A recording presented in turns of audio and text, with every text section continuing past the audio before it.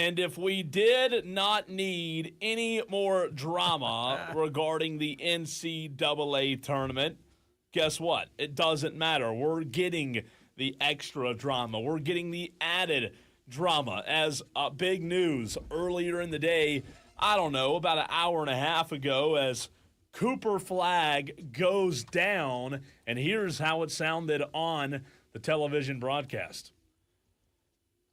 Back here in Charlotte, and moments ago, Cooper Flagg in a wheelchair here at the Spectrum Center after leaving the game with a left ankle injury late in this first half.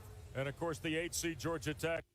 So, Diesel, it seems right now as if the x-rays were reported negative, which is a very, very good sign.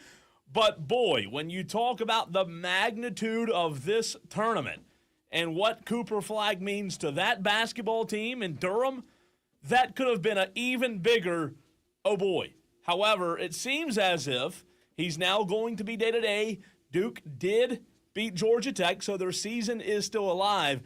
But, man, before we get into this John Calipari audio to start the show, Diesel, what a big bust that could have been if things were worse than they were originally expected to be. Can I get Snoop Dogg to give us a custom rap that there's so much drama in the ACC hurt ankle for FLAGG? Yeah. Come on. Gin and juice, Snoop a loop, bring your green hat, rap it for us, Snoop. It's wild, man. It's wild to see a big player go down. But the impact that he has on not just Duke, but the game itself. Like the impact that he has. Changes the entire NCAA tournament picture if he is hampered by this long term. And look, Duke's still a very good team. But what could have been if things were positive with that x-ray?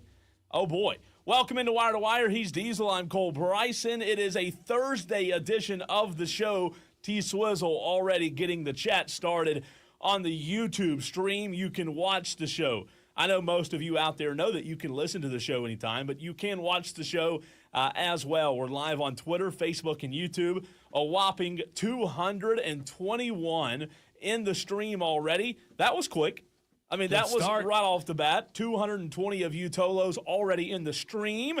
And you can listen on 97.1 Spartanburg, 97.7 FM in Greenville, anywhere in the world on the free Odyssey app. But we'll get back to Cooper Flagg. Obviously, we'll keep an eye on it because it's huge news. JD, also in the stream on YouTube as well, 220 plus JD and T-Swizzle. So good to have you along with us on this Thursday. But I wanted to start the show, Diesel, with this theory behind the conference tournament not meaning anything. What do I mean? We've talked about this. We know we've had the conversation, the debate with the rest versus rust. You asked Dawn Staley about that last week, Diesel, because South Carolina, the Lady Gamecocks, had a double bye, right?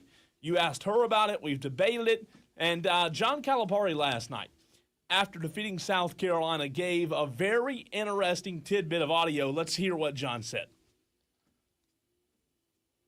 momentarily. Hey, John Huang, NOLA Media. This is one of the most anticipated SEC tournaments, maybe ever. And yet it seems like your thoughts on the tournament haven't really changed a whole lot. If I heard you correctly, you said you couldn't care less about it. And I guess my question is, if you don't care... It's not quite. So every tournament we go in, we're doing it for one reason. We want to win games to build up our seed. Now, along the way, for a guy that does not care about conference tournaments, I'm guessing it's 15 or 16. So if you don't care, the kids don't care, no one cares, then I'm a magician. So how about maybe you're taking the pressure off the kids? So I want to pause it there. There's some more audio, but Diesel, he starts by saying, look, he's won 15 or 16 of these things, right, over the course of his career. Mm-hmm. If you take the pressure off, do you, Diesel, do you, Tolos, believe and buy in with the same mindset, the same philosophy that Calipari has here, and that when you approach these conference tournaments, it's better to have the mindset of it not meaning as much? Is that an okay mindset to have going in your mind? I mean, if you want to look at it as any tournament game you play, no matter whether it's 1 game, 2 games, 4 games, whatever it may be, as they're all just scrimmages to keep you sharp for the NCAA tournament, I think that's a pretty sad and pathetic way to look at a tournament that means an awful lot to a lot of fans. I mean, think about it this way. There's millions of basketball fans, tens of thousands of Arkansas fans, tens of thousands of Kentucky fans who are acutely paying attention to John Calipari. Yeah. Kentucky fans will say, well, we don't care. He's our ex. But you care. Don't lie to me. You care. When Calipari speaks, you care. Yeah. And so now you're saying, well, all these times he was at Kentucky, he didn't care? Like, he just wasn't that into it? And the Arkansas fans are saying, well, why do we hire this bum if he doesn't care about going and winning conference championships, Cole? Isn't it amazing? Yeah. Isn't it amazing how as soon as those words get floated out there into the ether, they start picking up steam? It was how meaningless bowl games got started. Sure. And so now people are talking about eliminating bowl games that people deem to be meaningless. Who decides they're meaningless? Well, somebody in a boardroom or somebody on TV in Bristol, Connecticut says they're meaningless. But guess what? The fans who are supporting the team down there in Mobile, Alabama, they don't think it's meaningless. Quit telling them that the thing that they care about is meaningless. That's how you get them to stop caring what you think. You know, if you're an authority on something and all you have to say about it is, it's meaningless, couldn't give a rip. You know, that's how you start eroding the confidence in these things. And Cole, I every time I talk about it, I get pushback for reducing the number of guaranteed spots for conferences to 2 per conference, 32 conferences, 64 spots, same team wins the regular season and the conference tournament. Boom, that opens up an additional at-large. You got to watch all of them to see how many at-larges are even going to be created. And then if you want to expand the tournament beyond that to make more at-larges so that the 6th best SEC team can get in, fine, do it. I don't care. So, but these are the things that make people care when the tournament has consequence. And none of these tournaments have consequence. The SEC tournament has no consequence. The ACC tournament has no consequence. The Big Ten and the Big 12 tournaments have no consequence. The Big East, we know who's getting in. We already know who's getting in. So why should we bother playing with these tournaments? Why should we bother playing these tournaments? Why should the host cities and the host venues bother go into all the effort that it takes to put these things on if the biggest names in the game say we don't care about what you're putting together? So look, I hear where you're coming from. I don't think John Calipari doesn't care. I think John Calipari is using this as a tool to alleviate pressure, to take pressure off of the team, because at the end of the day, to your point, we've talked about this a million times, conference tournaments, bowl games, whatever it is, they matter to someone. Do they matter in the grand scheme of things? Maybe not, but they do matter to someone. So I'm with you that in the understanding that they do matter to someone. I mean, I sat in a conference tournament championship and 3 games last weekend right here in Greenville that mean a lot to a lot of folks, right? South Carolina fans. They packed that place out. So let's continue to hear what John said, a little bit more audio from him on this. That this is just another thing for us to get better and improve ourselves.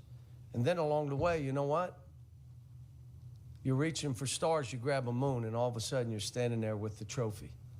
So, and again, to that point, I understand when you're coaching and you have players, you are faced all year long, Diesel, with pressure. You are faced with, as a coach, as a leader of these young men, you are faced with the task of trying to figure out how to alleviate pressure so that they play their best, they play their most comfortable. And I get that aspect of it, right? Allowing your team to approach the tournament with a calm mindset of being able to go out there and play free. Because I do think the best basketball teams out there have the ability to play free. So, yeah, it matters. We got to play. Now, there was another coach in this league that said, I'm not sure I really want this tournament because last year we got a guy hurt in it. I'm not sure how I feel. You're going to ask him that same question, aren't you? And his team was one of the best teams in this league because he's saying we got a chance to win a national title. And this league has been a meat grinder. Is it going to be any different here? No. We want to win every game we play. But I don't need the kids, we got to do this. You don't. You don't. There's the next tournament. And then you win it anyway. It'd be nice to win it again. I don't know exactly how many of those we've won. How many? I know somebody told me 87 tournament games for a guy that doesn't care. I think it is. I don't know. You'll have to look. They tried to tell me yesterday. I don't know. And I think it's about almost 80% win.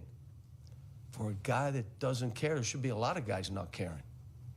But anyway, last question, because I got to go. So, Cole, if you look up jaded in the dictionary, you're going to find a photo of John Calipari. I was wondering if his analogy of reach for the stars and grab the moon analogy works, because you got to reach way past the moon if you're going to try to reach for a star.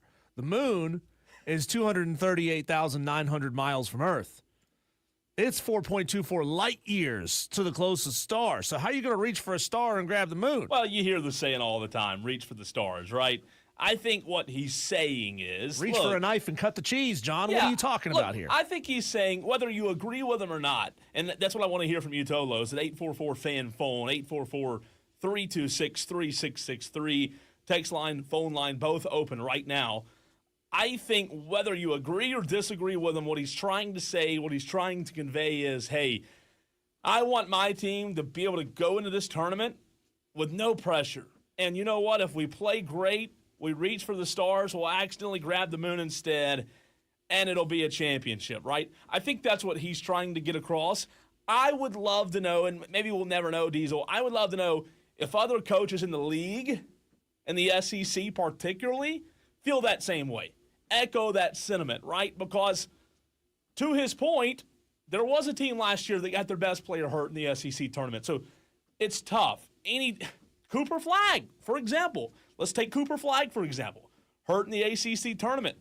In the grand scheme of things, playing devil's advocate here, that ACC tournament, Cooper Flagg gets hurt. If he's not available in March in the big tournament, that's tough. I just wonder, Cole, if the moon was made of blue cheese, would you eat it? I don't like blue cheese. Okay. But it's interesting. It's a tough conversation that I think we'll always have, because if Cooper Flagg had a season-ending injury today, and he didn't, we don't think, we were told the negatives or that the test came back negative, which is good. Which is a positive. Which is a positive, that's right. But if Cooper Flagg's season ended today, Diesel, on the 13th day of March, how would we view conference tournaments? I mean, Con Knipple could take that team to probably the round of 32 or the Sweet 16.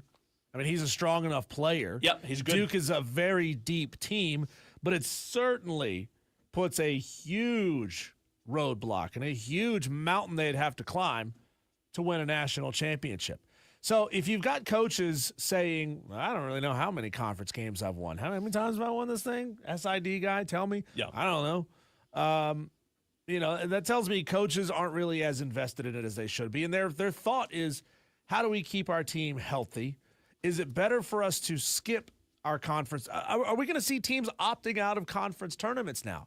Like, is this the thing that a lot of coaches believe, but Cal is just the first one with the stones to say it out loud? Maybe so. Maybe so. Does John Shire, I mean, not now. You can certainly say after the fact he might share this opinion. But before this, would a young coach like John Shire have said, I don't even know if I want to participate in the ACC tournament? I might tell my guys to go out there and throw round number one so that we don't have to play 3 or 4 more games. Risk injury. Yeah. So we want to bow out of this thing. We don't want to be involved.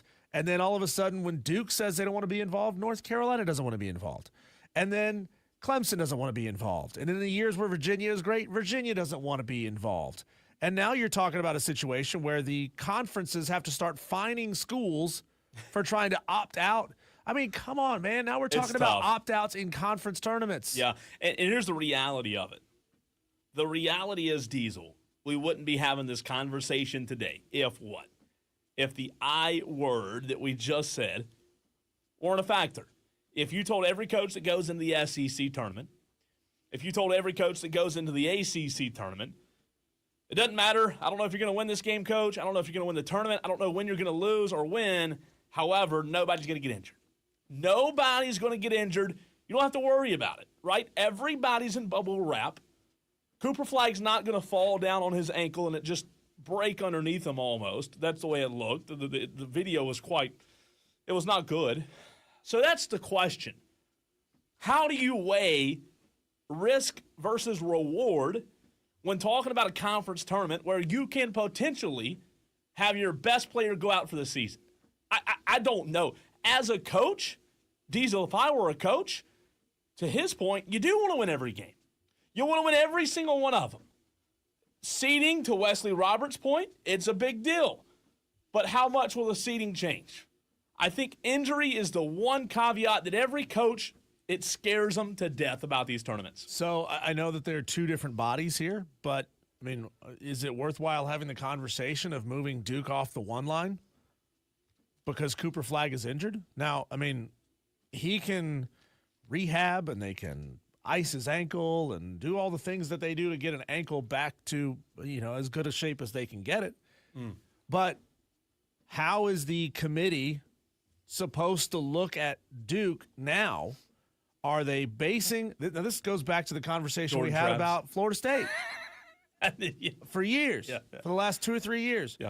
Is it a resume reward for having a great season, so boom, we're going to put you on the 1 seed, or is it a prediction of how well we think you're going to do?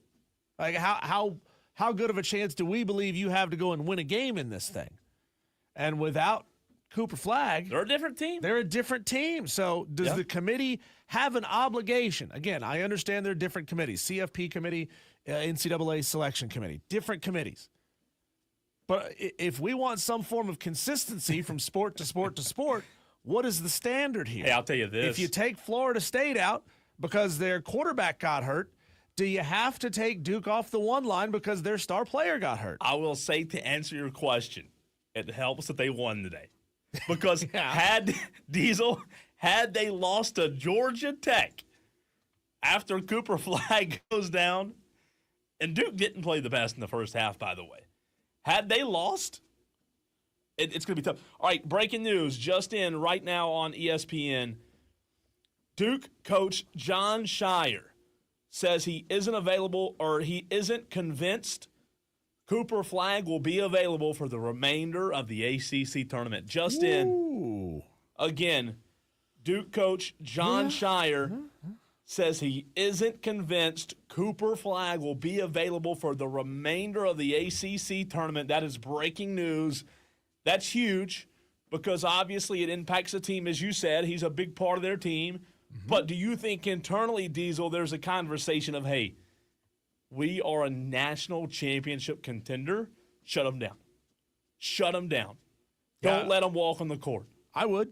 Yeah? I'd shut them down until the NCAA tournament starts, maybe even until the second half of whatever that 1-16 or So 2-15 matchup, whoever it is. Today's if Thursday. They have to have him, Daniel LaRusso's going to fight. You got to put him in, if and only if you need him in the first round. That'd be a week and a day, right? So he'd have from today until next Friday. Is that 8 days of rest he'd have? Which will help. 8 days a week. I mean, 8 days of rest will help, depending on the sprain, what it is. But that's huge, man. If I get a sprain, it takes me 8 months to get back. It took me and you 8 days. He'll have to run in the 40-yard dash. Like, we were sore. But the point is, with this breaking news, man, that was timely, right before we go to a break here in a second. But Duke coach John Shire not convinced that Flagg will be available to return. Obviously gives Clemson every Clemson fan just quietly, secretly said, oh, man, maybe we have a shot to win the conference tournament. I just don't know. I think at the end of the day, Cooper Flagg's one of, if not the best players on planet Earth in college basketball, and this would be detrimental to the tournament if he weren't able to go. Cole, I mentioned that famous SNL sketch, the Harry Carey, Cubs play-by-play voice sketch that Will Ferrell is famous for. If the moon was made of blue cheese, would you eat it? I know I would. JD says he wants some chicken wings. Who was it said that he only eats their chicken wings with blue cheese? That's Are you gross. a blue cheese or a ranch guy? Ranch. Ranch 100% of the time, or do you Yes. ever dabble No. in blue cheese? No, I'm American. Yeah, I don't eat blue cheese That's either. gross. I don't eat blue cheese. If Not chicken wing blue cheese, because chicken wing blue cheese is like the lowest common denominator, cheapest blue cheese. Now, I've eaten some what I call presidential blue cheese. There's a cheese shop right over next to the hospital in downtown Greenville that has a cheese. It's made in Oregon. It's a blue cheese, but it is a grape leaf wrapped, soaked in brandy. The grape leaves have been soaked in brandy, wrapped around this blue cheese, so it soaks its way into the cheese from the outside. This stuff was served at the White House. Oh, wow.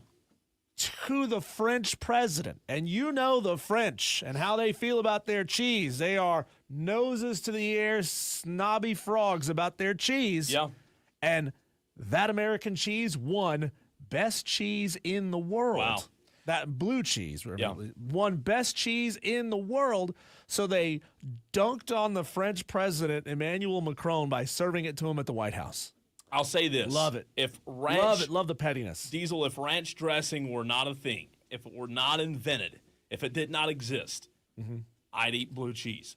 But some miracle worker a long time ago created this thing called ranch dressing, and there's nothing better. So I'm a ranch guy through and through. We got a big problem in this country right now, obviously, with egg prices going up.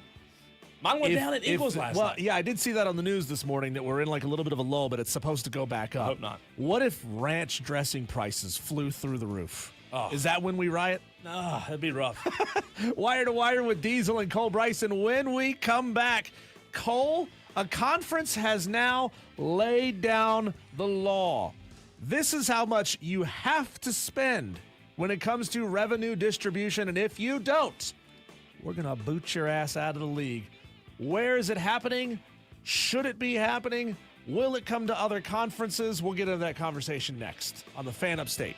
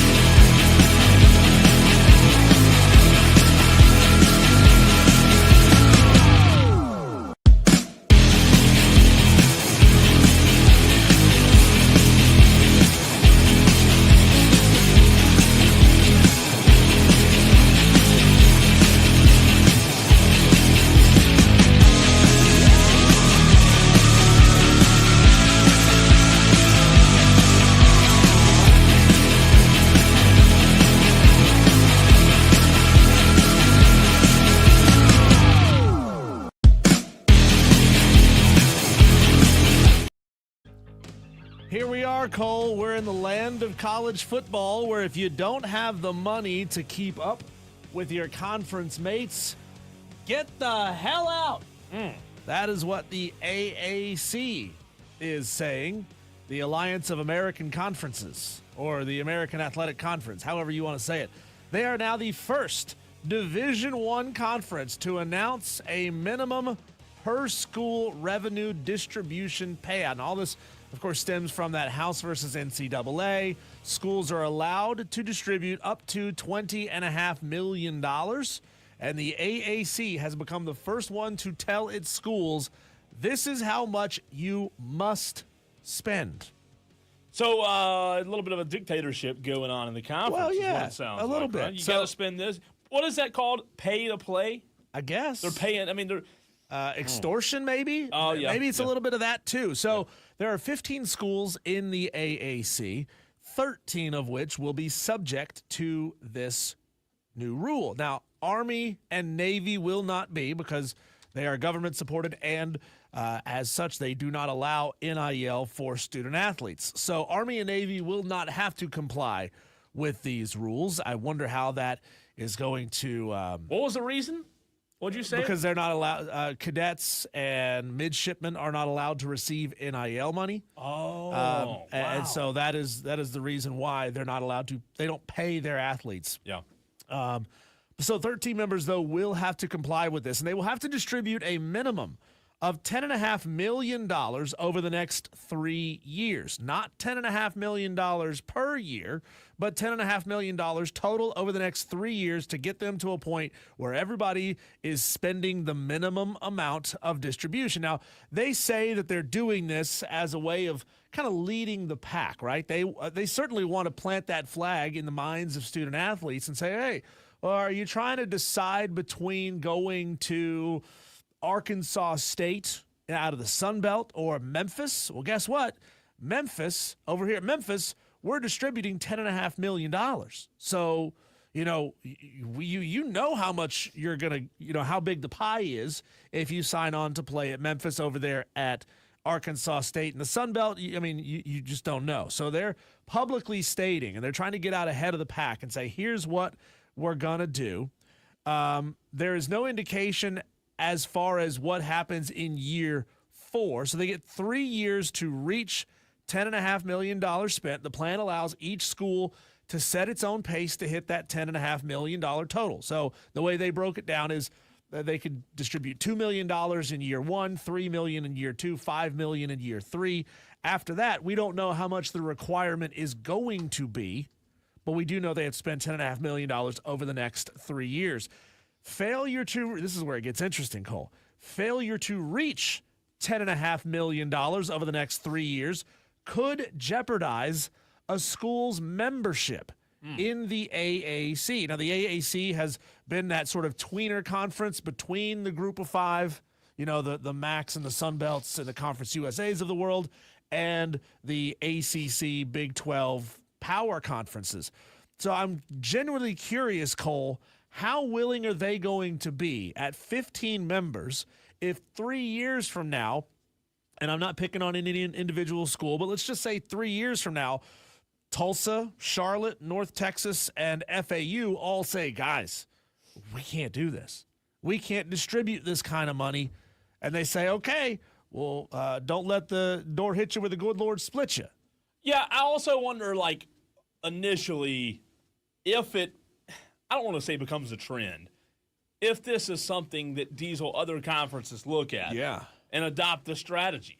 I don't think they will, but I just wonder, if other conferences look at this and say, okay, $100 million. Anybody who doesn't want to participate in 3 years, adios, Division Peace II, out. go to Division II, right? I don't know. If you want to break off into a super league, we talk about super leagues a lot. If the bigger conferences, not the AAC, if the bigger conferences want the super league, to me, this seems like the perfect way to do it, right? Well, let's just say, for the sake of argument here, that out of the 13 schools that are required to do this, 5 years from now, Memphis, East Carolina, and Tulsa. Let's just pick those three as random examples. I forgot Memphis. Yeah. Let's say those three are distributing the max amount that they're allowed to distribute at the time, $20.5 million plus whatever, however it's going to grow over the next couple of years. That would be their way of signaling to the power conference, the power 2, the power 4, whatever it's going to be by then, that hey guys, we're here. We can afford it. We'll play with the big boys. We'll distribute the full $20.5 million. Like, yeah, you don't want Charlotte down there. Charlotte, they can only afford to distribute $10.5 million, but we can afford to distribute the full $20.5 million. Like, this is a way, Cole, of kind of like separating the wheat from the chaff. Well, it's going to split the conference. Half of the conference will be how many members? 15. There's 15 members now. Let's call it 7. 7 of the members will be gone. Yep. It'll split it. I mean, it's close to. Obviously, you can't split 15, but it'll split it as close. Obviously, Army, Navy. Okay, sorry, 13, right? They'll so stay. So you split 12. Call it split 12. 6 gone. 6 of them will 100% be gone. The conference is still going to be terrible. Well, see, this is what they bought when they had so many teams. When they had Cincinnati, Houston, and UCF leave for the Big 12. They had to rapidly figure out how do we refill our ranks, and so they brought in. They lost 3. They brought in 6, but then they split the TV revenue distribution of those 3 among the 6. So the 6 are all getting a half share rather than a full share. Their revenues vary wildly, Cole. Memphis, I looked this up, athletics revenue by schools, Memphis in 2023-24, their revenue was $62 million.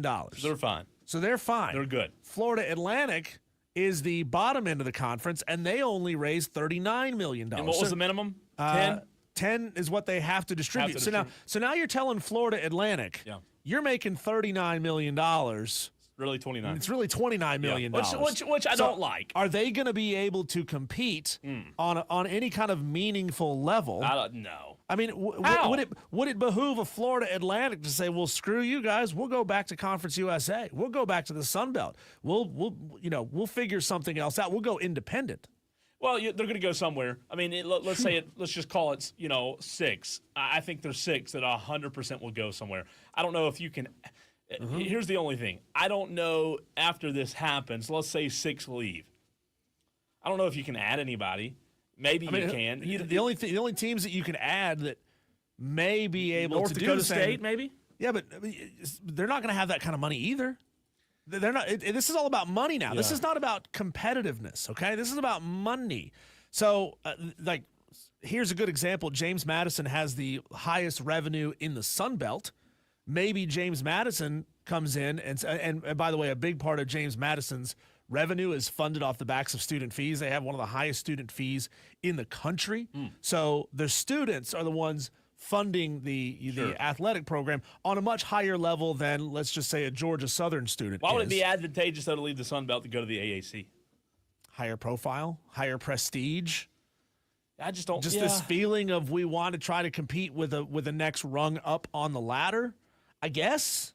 So I mean, think about it this way though, Cole. What if the ACC does this, and all of a sudden now? I can only find data on like half of the American Athletic Conference because a lot of those schools are private. Temple's private, Tulsa's private, Wichita State is there, but they're basketball only, so their numbers are skewed just a little bit. But the private side of these schools have never had to report their revenue. Yeah. What if their revenue is far less than we think it actually is? Rice is another example. Rice is one of the ones that I can immediately think of that are. What if they're only at like $28 million right now? Rice, Tulsa, those two immediately would be gone. Yep. If I were Memphis, I don't know. Like, this is a dumpster. This is a dumpster conference. Like, you don't want to be. If this happens, and let's say 6 of them leave, are you proud to be a part of this conference if you're Memphis? How do you feel about it? I mean, for lack of a better word, or lack of a better phrase, I've heard this referred to as the tallest midget conference because none of these schools can even approach what the public institutions in the ACC, the quote-unquote bottom basement, as far as revenues in the Power 4 conferences go. Memphis can't get up there and compete financially with Clemson. No. And that's or the Florida bad thing. State. They're competitive on the field, on the court. I mean, they're really good on the field, like in sports. They have good teams. To your point, though, even with North Dakota State, the success on the field, if it doesn't translate to the dollar signs, what hope do they have? Well, to put it this way, when you talk about revenues in the ACC, the highest generating revenue school, this blew me away. The highest revenue generating school is Virginia at $161 million in 2023-24. Clemson was like $7 million off of that. It's not a significant number, but the lowest reporting public institution is NC State at $100 million a year. That's their revenue. That's the lowest in the ACC? Of the ones that are public. So Okay, like gotcha. Duke, Wake Forest, the other private schools don't have to report what their revenue is. Yeah. So again, I would have to imagine that Wake Forest is probably closer to more like 80.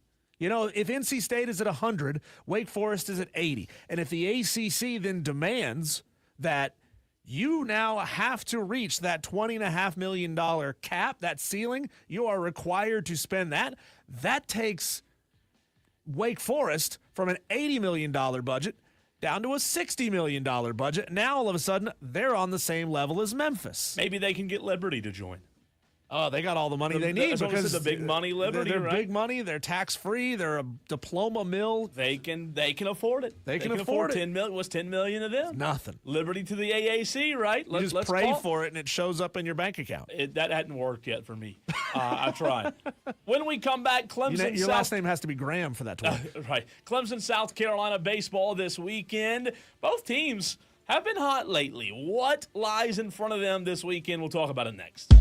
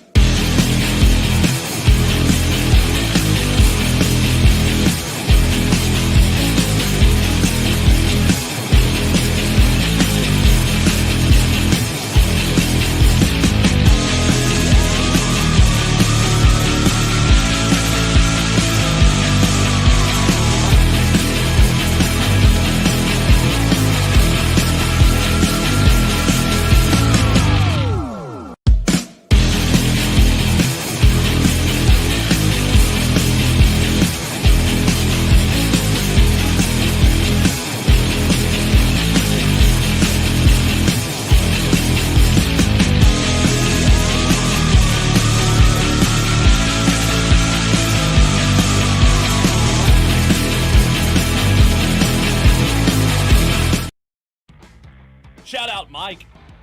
You think Mike's ever got a shout out on the radio before? I hope. He has now. Michael Graves, not the ex and second lead singer of the Misfits, Michael Graves. A different Michael Graves. Here at Odyssey, fixing our computer monitor for us during the break. Shout out, Mike. Appreciate you. Diesel, South Carolina and Clemson, both in action this weekend. And what do they say? Are you talking about basketball or baseball? Because South Carolina's done in basketball. They're done.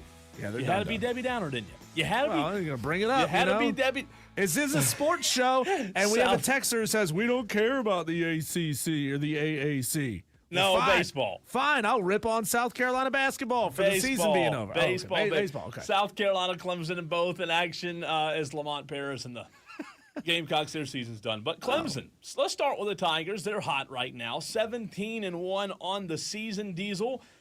Guess what? Winners of 15 straight games. The Tigers host Notre Dame this weekend. South Carolina, on the flip side of things, winners of 6 straight games. South Carolina 15-3. They host Oklahoma. The Tigers hosting Notre Dame. Gamecocks hosting Oklahoma. And as they say, this is where the rubber meets the road, Diesel, because the fun and games are over, right? Conference play is here, and I think we're going to see.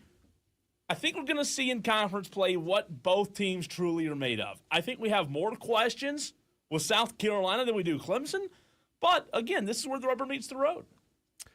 Yeah, it's getting real at this point. You know, South Carolina had their hot start outside of the Clemson series, and they've just continued to play lesser competition since then. We're going to get a sense of, what kind of a coaching job Paul Maneri has been up to. And a lot of Gamecock fans, I think, are probably going to unfairly demand that, they end up plus 500 in conference play over the first couple of series. That's going to be difficult to do. And I think Paul is going to improve this team over the course of the regular season. It may take a good chunk of the season to start seeing those results because you are playing a murderer's row gauntlet of a schedule. So it's I think South Carolina fans are going to have to be patient with Paul. They are. And again, patience isn't fun.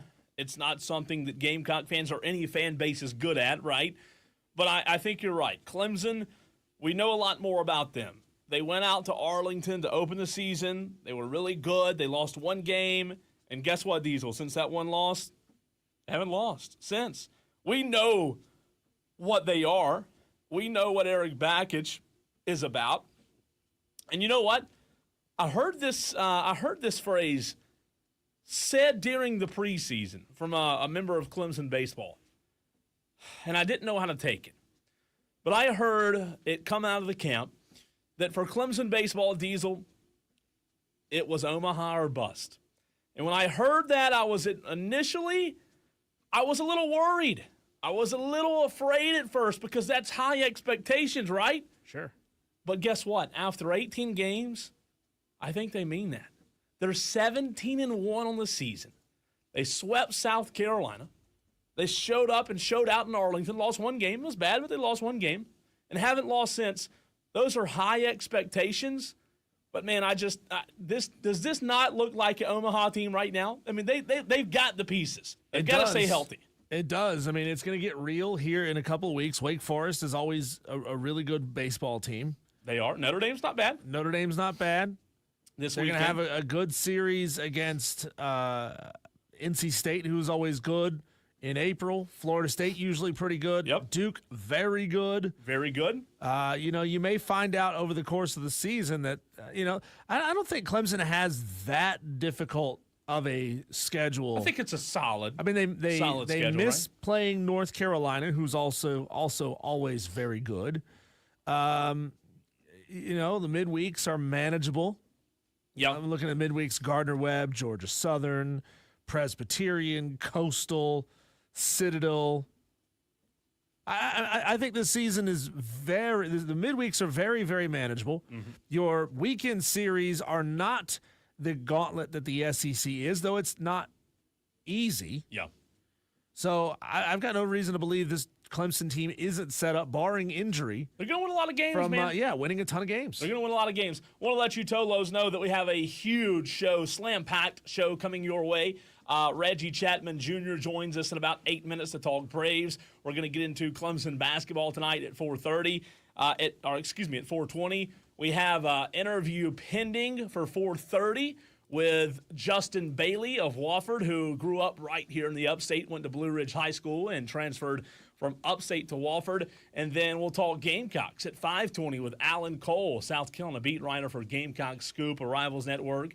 And then at 5 o'clock, right before that, Tolos, mark it down. It is the TOLO Takeover at 5 o'clock today. Go ahead. Don't wait. Don't procrastinate. Go ahead and figure out what it is that you need to get off your chest, because, Diesel, I'm sure you and I will have something as well for 5 o'clock. I got something. I smelt it when I was out walking the dog earlier today. I smelt it. Oh, no. Smelted it? That's not going to go good. Smelled it. I don't know the correct term of smell in past tense. Put a T. I It sounds smelt good. it, and somebody's out there delting it. See, now when you switch, You smelt it, you dealt it? Is that when how you it switch timing, it just doesn't work. When we come back, the aforementioned Reggie Chatman Jr. of 11 Alive News talking about these Atlanta Braves, your Atlanta Braves, the only baseball team that boys and girls who grow up in the South even care about. That conversation coming your way next on the Fan Upstate.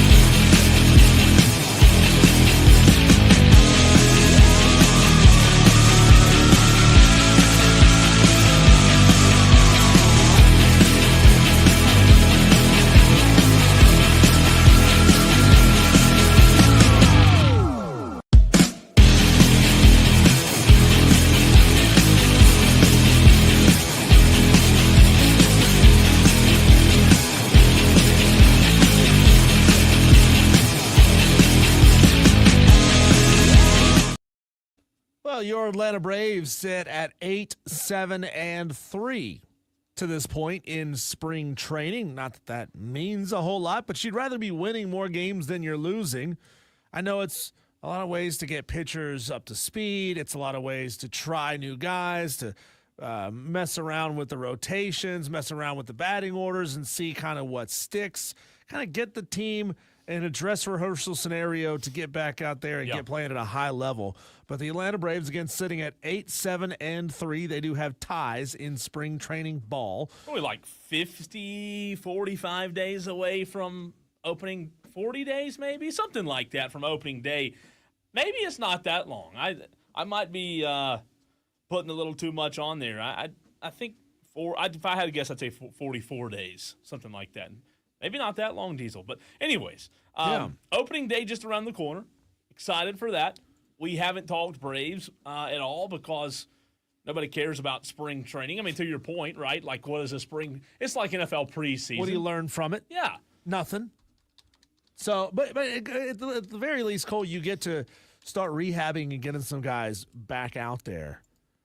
For example, Ronald Acuna Jr. taking batting practice again. So that's good. That's good news. Yeah, that is good. Spencer Strider is throwing batting practice sessions and is going to get into a spring training game.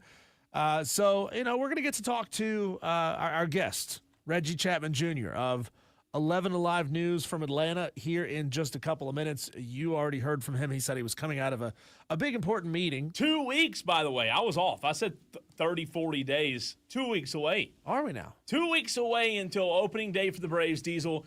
They start 2 weeks from today, actually. This is tough. At San Diego for 4 games. They stay in the state. They're playing L.A. for 4 games. Ouch. Yeah. So it's going to be tough. But, no, we're a lot closer than I realized. I was, not giving myself enough credit. So 2 weeks away. Do you and Tolos want to hear from you as well? Text in 844-FAN phone, 844-326-3663. Yep. Message in on the stream. It's on Facebook, Twitter, and YouTube. Kane is in there. Mark Thomas is in there.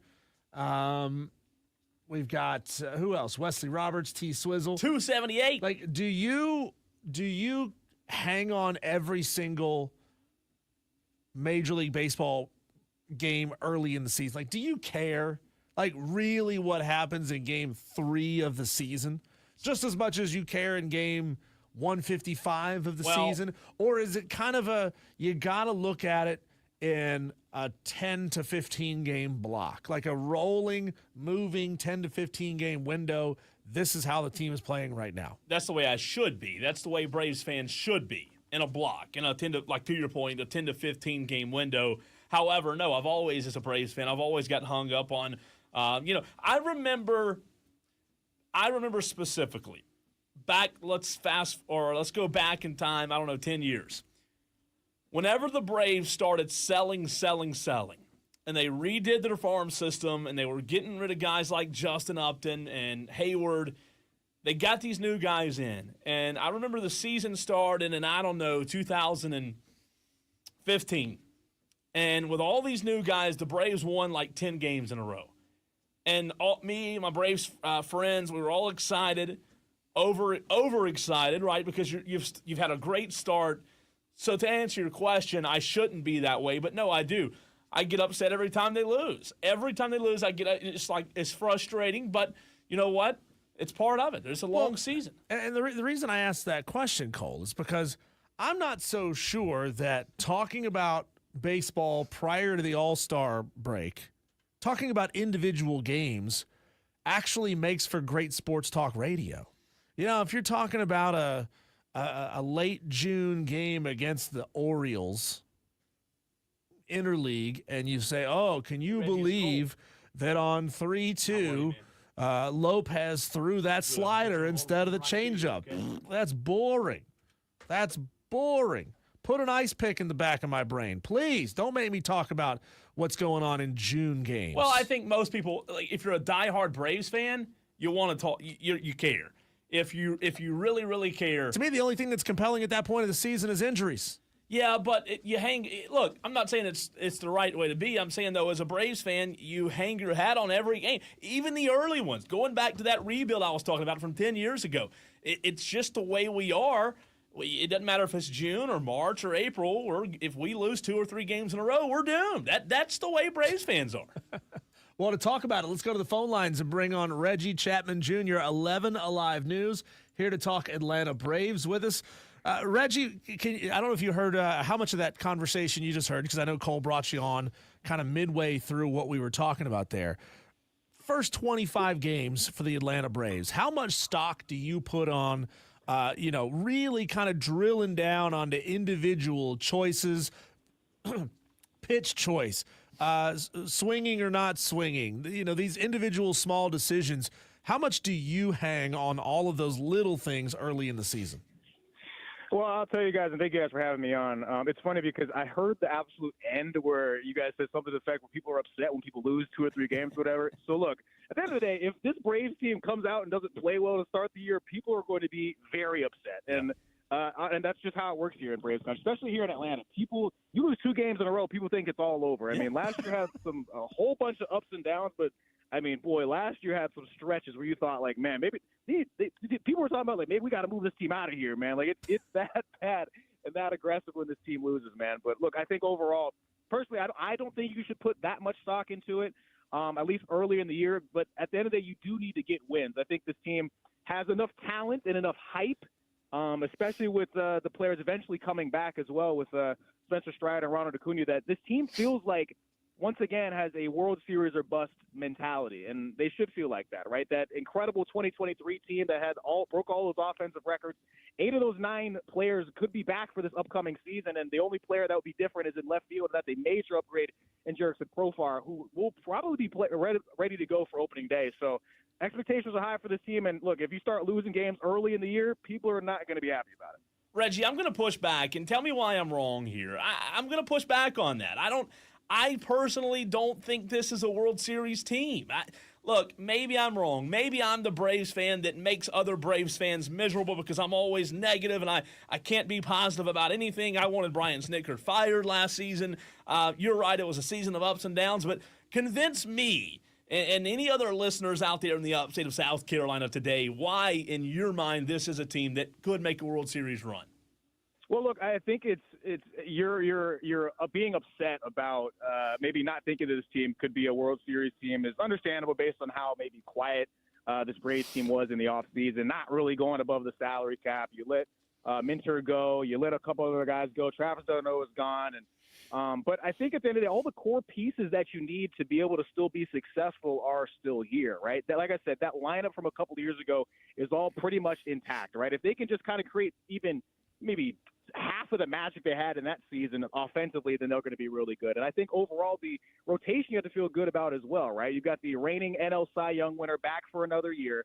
Spencer Strider, who was projected to be the NL Cy Young winner last year, is back and hopefully healthy for this year. Ronald Acuna Jr. is going to be back hopefully by the beginning of April. I mean, you've got so much talent on this team, and I think at the end of the day, like it's because – and here's the big thing, I think, for me also. The team last year was held together basically by the pitching staff, right? The offense was so bad. Everybody's hurt the entire year.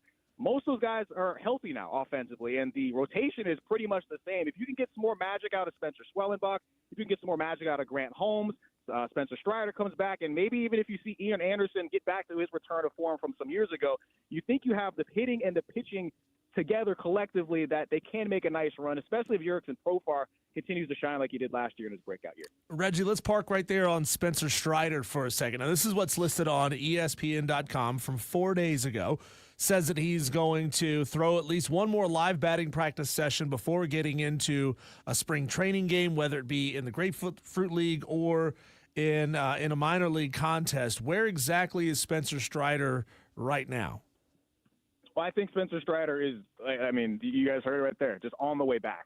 This is a kid that works extremely hard. He's like, I don't know. He's very particular, very detail oriented. I mean, he's a guy that has I've talked about this before. He has a breakdown of like all his favorite like indie artists that he's put in a massive spreadsheet. And he uses that same type of energy towards his pitching. So if there's anybody, especially at his young age, to be able to come back and be ready for the time the season comes around, I think it'll be him. He's not going to be ready for opening day. My guess is that he'll probably be ready by the beginning of May, and you hope that you have both Strider and Acuna back by the beginning of May. And maybe, look, maybe it's a tough ask, but maybe what you're looking for is have both those guys back, this roster healthy for that upcoming or that massive series against the Dodgers. That's going to be that first week of May, which is going to be so exciting to be able to go against that crazy lineup as a really early test to see what this Braves team is made of. But Spencer Strider on the right track, no setbacks. He's feeling good. He's on the right track to be able to make a comeback this year and, maybe even be another star. Hey, Reggie, what can you tell us about the Sean Murphy injury? I know that obviously that was something talked about and what the Braves are going to do there. The cracked rib, is that right? Yeah, no, it's tough, man. I mean, and look, and I think the thing that was so disappointing for Braves fans and for people around this area is that last year it felt like everything that could have gone wrong with injuries did go wrong with injuries. I mean, it was almost like a joke how bad it was. And so when you see Sean Murphy go down at the beginning of spring training, especially when you let Travis d'Arnaud go, you're like, of course, here we go again. It's all over. Thankfully for them, they've got some young guys behind the plate that can, kind of step up. They're hoping to hold it down before Sean Murphy comes back. Look, it is a tough injury. Obviously, you don't want to have anything broken. And, of course, he's a guy that was injured all of last year as well. And I think my biggest worry with him is similar to last year, where when he came off of that strain that he had in his oblique, it took him a second once he finally got back to even kind of get back into the swing of things. So I think that's why you guys mentioned at the beginning of the start of the year, it's so important they start fast, or at least in a position of, I guess, staying in the race in what is really an incredible NL East this year between the Phillies and the Mets spending all that money as well. So they just have to keep in the hunt. And if Sean Murphy can kind of come back from the injury feeling good at some point, you have to like their chances in the NL East again. Reggie, a follow-up to that, because of his injury, what do Braves fans, or what should Braves fans expect from Drake Baldwin, a guy who's received a lot of praise, but obviously the Braves fans might be pretty familiar with him here in a few weeks, right? Yeah, look, and you're going to have to get familiar with him, right? I mean, at the end of the day, he's going to be the guy between him and Chadwick Trump, just trying to hold it down behind the plate. I mean, look, he's a young player. He's a guy that, that has a lot of upside that you hope can come in here and, I guess, really make some noise early in his time here in the Braves uniform, I guess, with the big club. He's a player that, that's been around for a second, but trying to work his way through the ranks. And now that he's here, that you're hoping that he can become the guy that can hold things down behind the plate. Reggie, going a little bigger picture here, I know we're still, 3 weeks-ish away from opening day, but there are some Major League Baseball activities, including the 2025 Major League Baseball World Tour Tokyo Series, 2 games coming up 5 days from now on the 18th and also on the 19th. What can you tell us about that series and just some of the bigger activities that Major League Baseball is planning this season? I love the Field of Dreams games. I love when they put these guys into some situations where they just get to go out and have fun and get out of the typical day-to-day grind of playing ball. Well, look, I'll tell you, I think especially now, right, we're in a different age in sports where there's a lot of games, especially in baseball. And I think that baseball does a really good job of it, taking moments to create events, right? You talk about the Field of Dreams game. You talk about this game in Tokyo. The Braves have a very big game they're going to be playing a little bit later this year, where they're going to be playing at a NASCAR track against the Reds, which is going to be super exciting considering you've got maybe 2 of the fastest players in Major League Baseball playing on a really fast track up in Carolina. So it's going to be, in Tennessee. So that's going to be absolutely electric. We're really excited to be able to go out there and cover that this year, but that's going to be an opportunity to, break some attendance records. I mean, those NASCAR stadiums are huge, and I think that's going to be something that has a whole lot of eyes on the sport as something that I think is going to be really cool to showcase what the sport is, and especially in a time where I think that baseball is in a really, really good spot. For a long time, maybe the old heads of baseball are like, we don't like changing up the rules, and we don't like guys celebrating too much, or we don't like X, Y, Z, right? I think baseball has changed over the last couple of years to try and, make the game faster. They got rid of the switch. There's a little bit more offense. And now you're also allowing players like Ellie De La Cruz and Ronald Acuna Jr., who are both going to be playing in that game on what is really an unbelievable sight at a NASCAR track to be able to play on a massive stage like that. Baseball's in a great place, and this should be really exciting. Reggie, you mentioned free agency. Here's a big or a glaring need, in my opinion. I thought last year the bullpen was bad. I think going into this year the bullpen's worse. You lose A.J. Minter, right, to free agency, which is a huge deal. I don't know. I don't care what anybody says. That's a big deal. Joe Jimenez, injured. I don't know if the Braves have any plans to go get a guy in free agency like a David Robertson or not, but do you feel like that's a need, or they may wait a few weeks to gauge that? I think they'll probably wait a few weeks to gauge and see what they kind of have in that pen, especially because, look, once Spencer Strider comes back, they're going to have to make some room in that rotation, whether it's, if right now, if you're thinking right, if it's either between Ian Anderson and maybe Grant Holmes, because Spencer Schwellenbach's definitely going to be in that rotation, right? Grant Holmes spent some time, especially after those 10 years that he played in the minors. He spent a lot of time between the pen and that starting rotation. If he's a guy that can go out into the pen and be somebody that can be effective, that'd be really helpful, because Ian Anderson probably can't fill that role if he's in the rotation, right? So I think they're going to end up waiting it out just to see what they can see what they have right now. Like you said, early in the year, a lot of that figuring it out things. But look, believe me, if that that bullpen isn't pitching well, they're giving up runs, and you've got people really upset about the sport here in Atlanta, A is going to feel that. He's going to probably make some moves. So when Strider comes back, Reggie, what do you expect that bullpen to look like? And I guess the other part of that, not the bullpen, I'm sorry, the rotation to look like. And the other part of that question would be, where do you rank the rotation in the NL East? Look, I mean, I'm partial just since I see this rotation play every day. I mean, at the end of the day, it's hard. It's very hard to go against what you have in Chris Sale leading that rotation and Spencer Strider. Both those guys are incredible, right? Yeah. And then, of course, Spencer Schwellenbach, after a great rookie season, comes back. You hope to see him take another step as well. You've got a rotation that I think can stack up with anybody. That Phillies rotation is always pretty good as well. Yeah. So that's going to be kind of the question when you kind of stack it up. But I think, Braves fans should feel excited about what they have, right? I'm just speaking from, another perspective, right? I'm originally from the San Francisco Bay Area. We got the San Francisco Giants there that I grew up watching. That rotation was good back in the day when they used to win World Series. Right now, there's not a lot to be really excited about with that team or that rotation. So, by comparison, when you look to here, to be able to talk about a team that has so many different aspects. I mean, you haven't even talked about, you got guys in the field that are multiple time All-Stars. You got guys on the pitching staff that are great. The excitement should be high for this group, and I think this rotation stacks up just with anybody else. I'd put them ahead of the Phillies, but that's only if Spencer Strider comes back and continues to groove. And also the question, of course, with Spencer Schwellenbach, can he keep up the momentum that he had from last season heading into the second year? And then my last question for you, Reggie, those first 8, they're pretty tough. San Diego, obviously, and then the Dodgers. I believe 1 in L.A. and then come back home the next weekend for three games against the Dodgers with no Acuna, no Strider, no Sean Murphy. What should be the realistic expectations for Braves fans in the first, let's call it, 2 weeks of the season? Look, man, I'm one of those guys that likes to be real positive. Just think about all the good. And I'm one of those guys that drinks hopium, right? I think that this Braves team might end up coming out. I think it's going to be tough. But I do think they're going to be better than people expect, right? I think that this Braves team has enough talent to still be effective. You have to feel really good whenever Chris Sale is out on the mound, right? And that's a guy that can really shine. It's going to be really dependent on what this rotation looks like. Even without Ronald Acuna, who they didn't have last year, and Spencer Strider, who they didn't have last year, at least we're competitive, right? Sean Murphy being out's a little bit of an issue, but once again, he's not a guy that last year they relied a whole lot on for his bat. So I think that this Braves team should feel good. They're not in as good a spot as those other couple of teams that have been a little bit together for a little bit longer or have things a little bit more figured out. But I think Braves fans should feel like this is a team that should be able to compete. It'll be a measuring stick amount of games. But that Philly series, like you said, near the beginning of the year, that's going to be rough. Yeah, it is. Reggie, you're the best, man. We always appreciate your time, and let's do it again soon, buddy.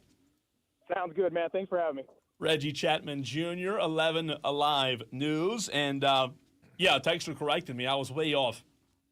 Appreciate that texter who let me know it's 20 days away from opening day. It's going to be a while, though, before they get to showcase it in front of their fans, as I think the first 4 are on the road. It's going to be a tough stretch. And to his point, Diesel, I think you have to look at it with a glass half full, mentality, because you do have a lot of injuries. And to his point, They were so banged up last year, all throughout the season, more than any other team. And then this year, you're starting without Sean Murphy, without Acuna, without Strider. I mean, it's going to be tough. You got to be patient, I think, if you're a Braves fan. Well, you said it. You start with 2 really tough series in a row. Series that, even if you were at full strength, would be tough to come out on the better end of that thing. So you never really want to sacrifice a chunk of the season because wins matter, even if it's early. But if you drop a couple early, you got plenty of time to make up for it. You're in a better spot than getting injured late. So I would say take the extra time, get everybody back to full strength. If you get somebody back, if you get a piece or two back in those first, 5, 6, 10 games, great. If it takes a little longer than that, okay, fine. Yeah, that's true. And just like with basketball, right? You want to be doing what? You want to be playing your best baseball peak at the right time. At the right time. So I know it's a long season. Tolos, I want to let you know we're going to get into Clemson basketball in the next segment. We have Daily Wires at 4:45. 5 o'clock, TOLO Takeover. Reminder. We need some new Tolos to take over the airwaves today. We talk Gamecocks at 5:20 with Alan Cole. And it was just confirmed later in the 5 o'clock hour, we're going to talk to the guest that I have been trying to book for 2 days now. Justin Bailey from Blue Ridge High School, who just won a SoCon championship with Walford. All of that and your thoughts at 844-FAN-PHONE on the way.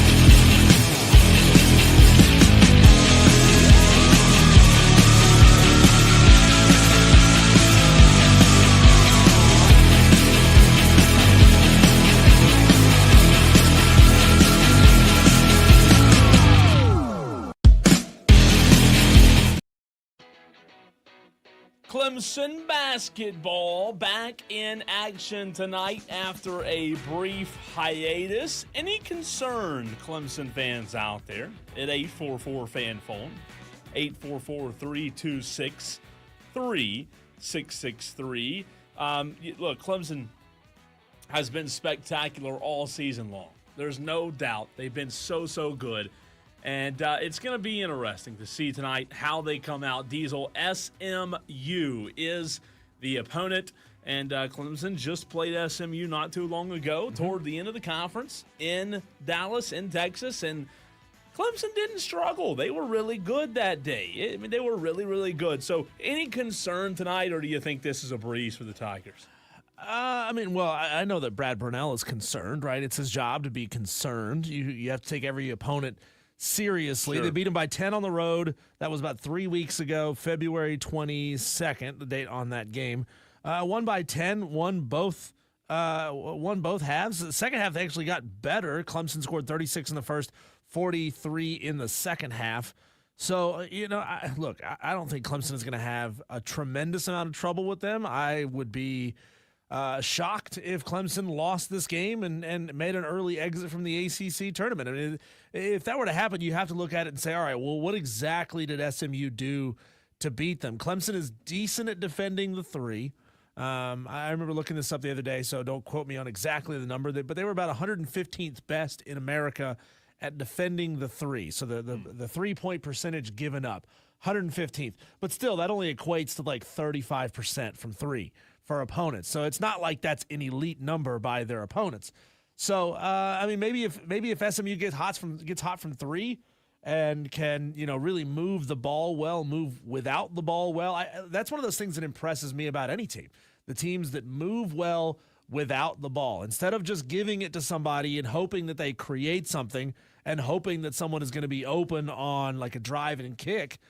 The teams that move well without the ball and create opportunities for themselves to get open, those are the teams I think that can be dangerous against anybody. Few headlines, few notes for you ahead of tonight's game. Clemson and SMU will meet for just the fourth time in program history. That seems wild. And just the second time this season, the Tigers defeated the Mustangs, as we talked about. You just mentioned Diesel back in February, 79-69. Clemson extended a school record and earned its 18th ACC game against Virginia Tech in their last outing. The Tigers extended a record to 8 consecutive road wins in ACC play, a winning record on the road, 9-1 for the first time since a 5-2 mark in 1986. That's impressive. The Tigers set a program record with its 8th consecutive ACC win versus Virginia Tech. The Tigers also tied a school record for wins on the court, 26, but set a school record for most regular season wins. So I'm with you. I think Diesel, 10 points is what it was last time. I'm probably going to lean around that same mark. I mean, tonight, 10 points or so. I don't think it's going to be a blowout. I think, it's a tournament. SMU is going to try their best to win the basketball game. I don't think Clemson blows SMU out tonight. I'd be shocked if it were more than a 15-point win, but I'm going to settle in at an 8 to 9-point win. Somewhat close for the Tigers tonight. What do we think the chances are that SMU head coach Andy Enfield complains about the lack of home court advantage for his team and the perceived home court advantage for Clemson? Because, it's just an hour and a half, hour and 45 minutes up the road. Certainly going to help. I would expect that arena to be, 90% Clemson fans, 10% SMU fans, or maybe more like 85% Clemson fans, 10% SMU fans, and 5% whoever's still just hanging around the venue. It will be essentially a home game for Clemson. So I just wonder how much. Fair. I just wonder how much having a couple extra nights to sit out might hurt them. And granted, SMU has only played one more night, right? They got the first round bye, and they didn't play early, so they took on the winner of the Florida State-Syracuse game that was Syracuse. So, they got one game under their belt. I think this Clemson team is going to be healthy enough that, we may see a slight dip in some of their production, especially early. But I think by the second half, this team's going to be fine. Wisconsin currently, just a quick update for you, Wisconsin currently leads Northwestern 68-54. Marquette leads Xavier 84-82. Wake Forest leads North Carolina 51-50. New Mexico leads San Jose State 42-33. Charlotte trailing Florida Atlantic right now 32-28. Colorado trailing Houston 46-37. And in the SEC Diesel, two teams that are complaining. Both of them. Both of them. Equally neutral, and that's not fair. Yeah, about having to go to Nashville. It is 24-18. Texas is leading. 4:08 to go in the first quarter, or excuse me, in the first half. We play halves and men's and quarters and women's because I don't know why, but make it make sense. Yeah, Texas leads A&M 24-18 right now, and those are the games happening right now in college basketball. I just wonder, Cole, how do you tell the difference between somebody from Texas who's going to be wearing cowboy boots and a cowboy hat from someone else who just lives in Nashville where they wear cowboy boots and a cowboy hat? Yeah. Like, how do you spot them? Can you pick them out from a mile away? Can you prove to me that you're a true Texan? How do you prove? Yeah, no, that's a good question. Proof that you're a true Texan means you moved there in the last 5 years. Yeah, really. Let's see. Tonight, Iowa, Illinois, Diesel at 6:30. Iowa is a 10.5-point dog. Scrolling down, looking Baylor, Texas Tech in the Big 12 championship. Texas Tech is favored by 6.5 points over Baylor. Louisville is not hosting. They're playing Stanford tonight in Charlotte. Louisville is a 10.5-point favorite. Mississippi State, Missouri in the SEC tonight. Missouri is a 3.5-point favorite there.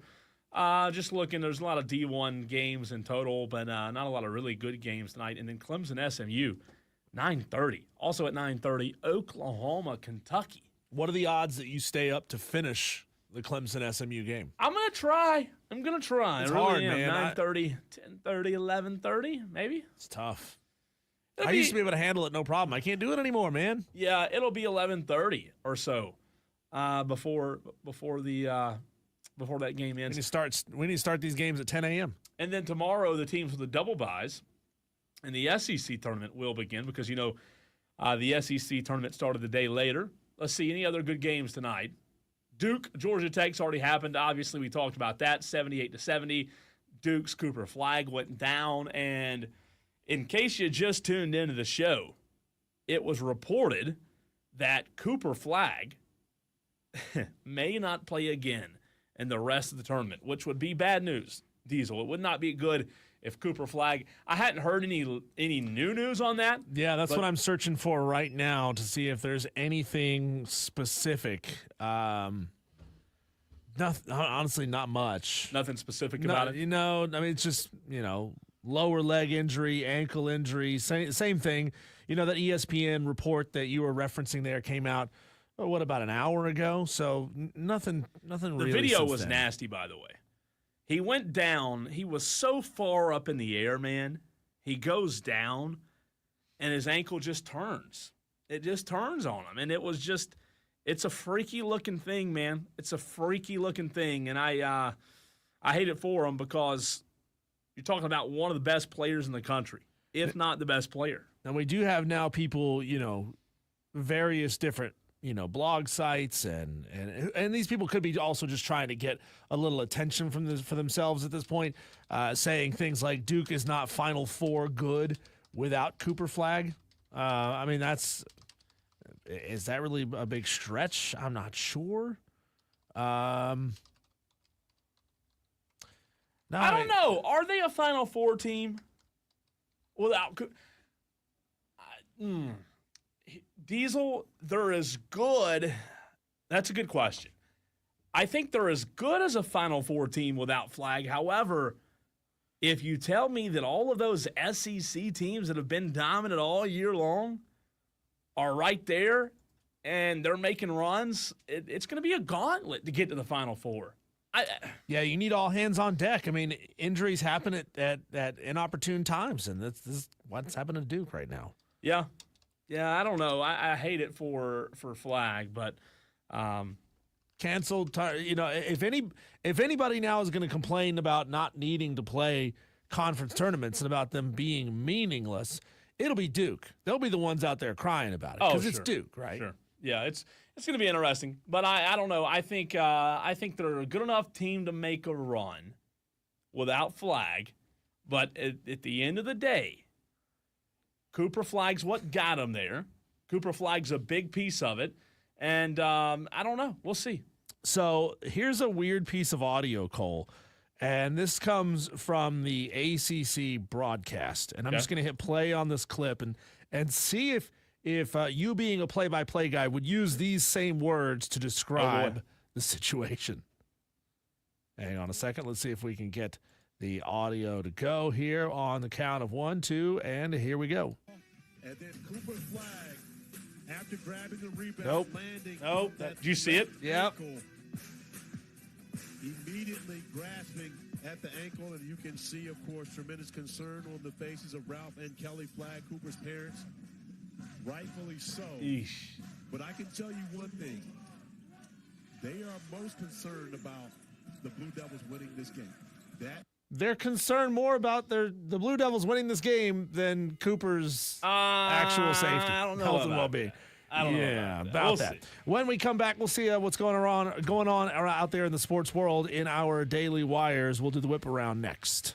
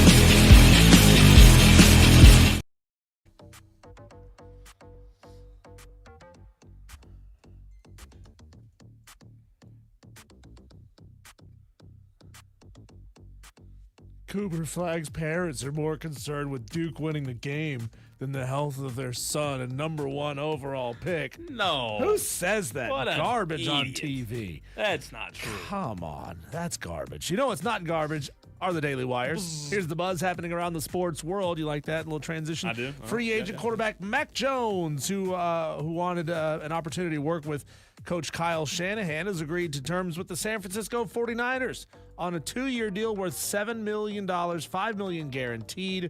That was reported yesterday, Cole. I don't know. Brock Maybe Purdy he back just up. Needed he's been a new place. in New England, Well, a third new Jacksonville. place. Yeah, I was gonna say that he's a good quarterback, but we'll see. Maybe we're finding out, Diesel, that Mac Jones is only a backup quarterback. Well, have you not dated two bad girls in a row? Yeah, it happens. 2 bad relationships in a row. It happens. You know, Happens. maybe he just needs to be in San Francisco. Also, some free agency news. The Steelers have agreed to a 2-year deal with Mason Rudolph, bringing back their 2018 third-round pick. He was most recently with the Tennessee Titans. So welcome back to Pittsburgh. I forgot about that. Mason. Man, I forgot that they released it. Did he just take a year? I'm trying to think of where he was last year. He was in Tennessee. Tennessee. Tennessee didn't want him. I don't know. How many quarterbacks? How many quarterbacks? You talk about the ultimate quarterback carousel. Look at Pittsburgh right now. Yeah, they got Russ. They got Mason. They had Justin Fields, not anymore, but Possibly Aaron Rodgers coming into the fold. We'll just have to wait and see. I don't know. Russell Wilson, Mason Rudolph, and Aaron Rodgers on the same team. God. That'd be interesting. Wouldn't it? Dropped onto an island, Oh, naked my and afraid. God. That's a show that I would definitely not watch. Clemson and SMU will meet for just the 4th time in program history, and for the 2nd time this season. We mentioned it in the previous segment. Clemson defeated the Mustangs 79-69 on the road on February 22nd in Dallas. That game will tip off tonight at 9:30. Minnesota fired men's basketball coach Ben Johnson on Thursday after 4 years of repeatedly rebuilding rosters at his alma mater without coming close to an NCAA tournament. Ben Johnson, like the offensive coordinator that was in Detroit? No, Oh, another Ben different- Johnson. different Okay, guy. gotcha. Believe it or not, Ben is a fairly common first name. And Johnson, fairly common last name. The shocker is they both so happen to be in the upper Midwest at the same time. and in coaching. Believe it or not. Yeah. Principal owner of the Tampa Bay Rays, Stuart Sternberg, citing hurricanes and costly delays, has revealed that the organization will not proceed with the development of a $1.3 billion baseball stadium in St. Petersburg, Florida. Under their contract with the city of St. Petersburg, the Rays would play 3 more seasons at Tropicana Field after it's repaired. Beyond that, the team's future in Tampa Bay is uncertain. I've been. How do you move a team? That's how you move a team. It's a dump. Yeah. It's a dump. You know what's interesting? This is how ADHD and random my brain is. You said hurricanes. Yep. So this in the Daily Wires. Did you see reported this morning that we're under like a tornado watch for the next 3 days? I did see that. It's coming our way. Speaking of- late Saturday night, early Sunday morning is when they were saying Perella Lewis. I get all my Shout out. news Shout out from Perella, her. yeah. Yep. They were Tolo saying Perella. about 4 o'clock in the morning is when it's going to start moving its way. That's On Sunday? Kind of on Sunday. That's when some of the western counties are going to start getting it, and Spartanburg will probably see it around 10 a.m. Hopefully not.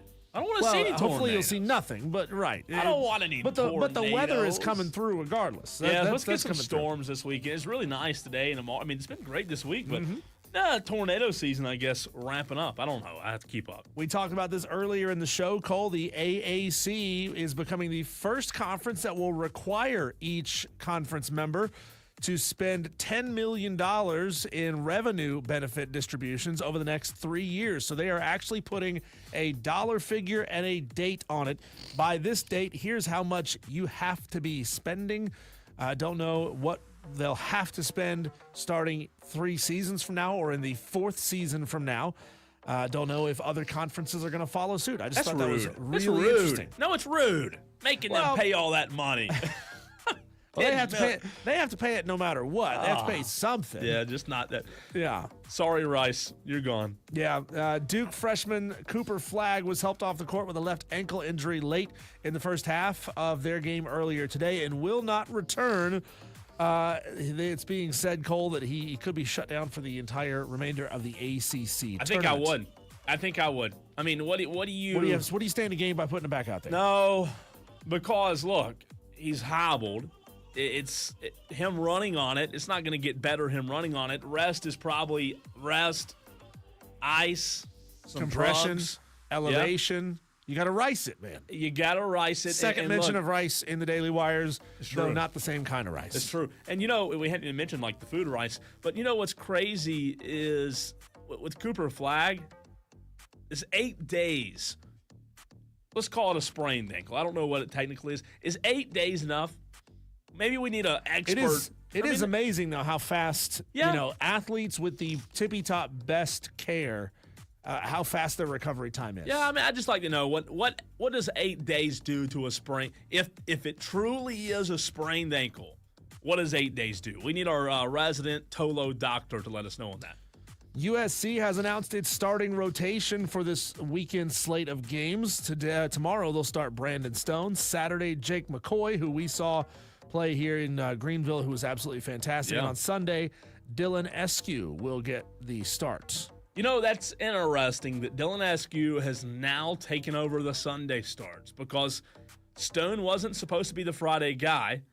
Eskew had the back injury, the tightness or soreness or whatever it was, a couple of weeks ago, and now he's been the Sunday guy ever since the Clemson series. So it's interesting. Look, big weekend.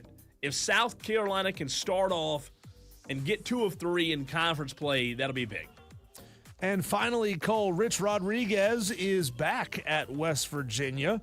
He left Arizona and headed back to West Virginia. He is banning his players from dancing on TikTok, saying, quote, "They're going to be on it, so I'm not banning them from being on it. I'm just banning them from dancing on it.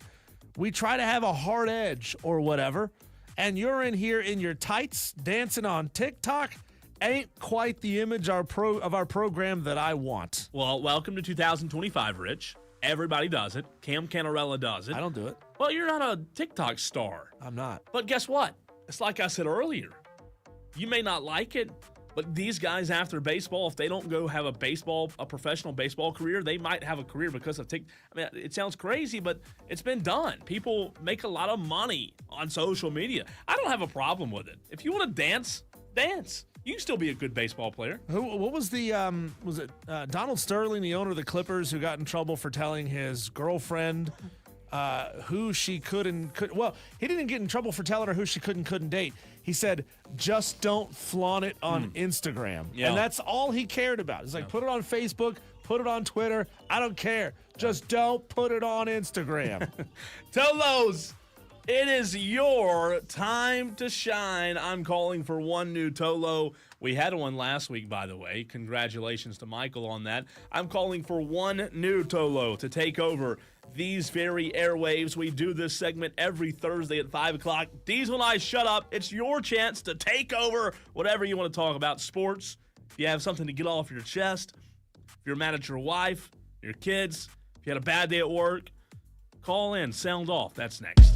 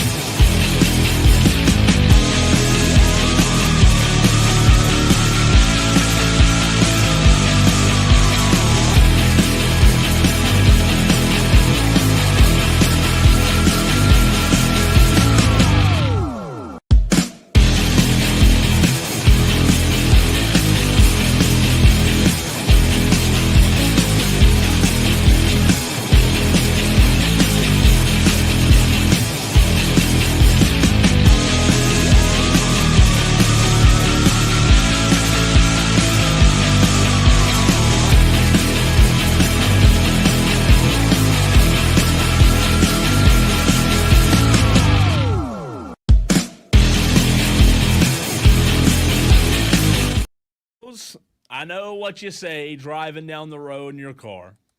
You say, that Cole, he's an idiot. That Diesel, he's an idiot. They don't know what they're talking about. They talk too much.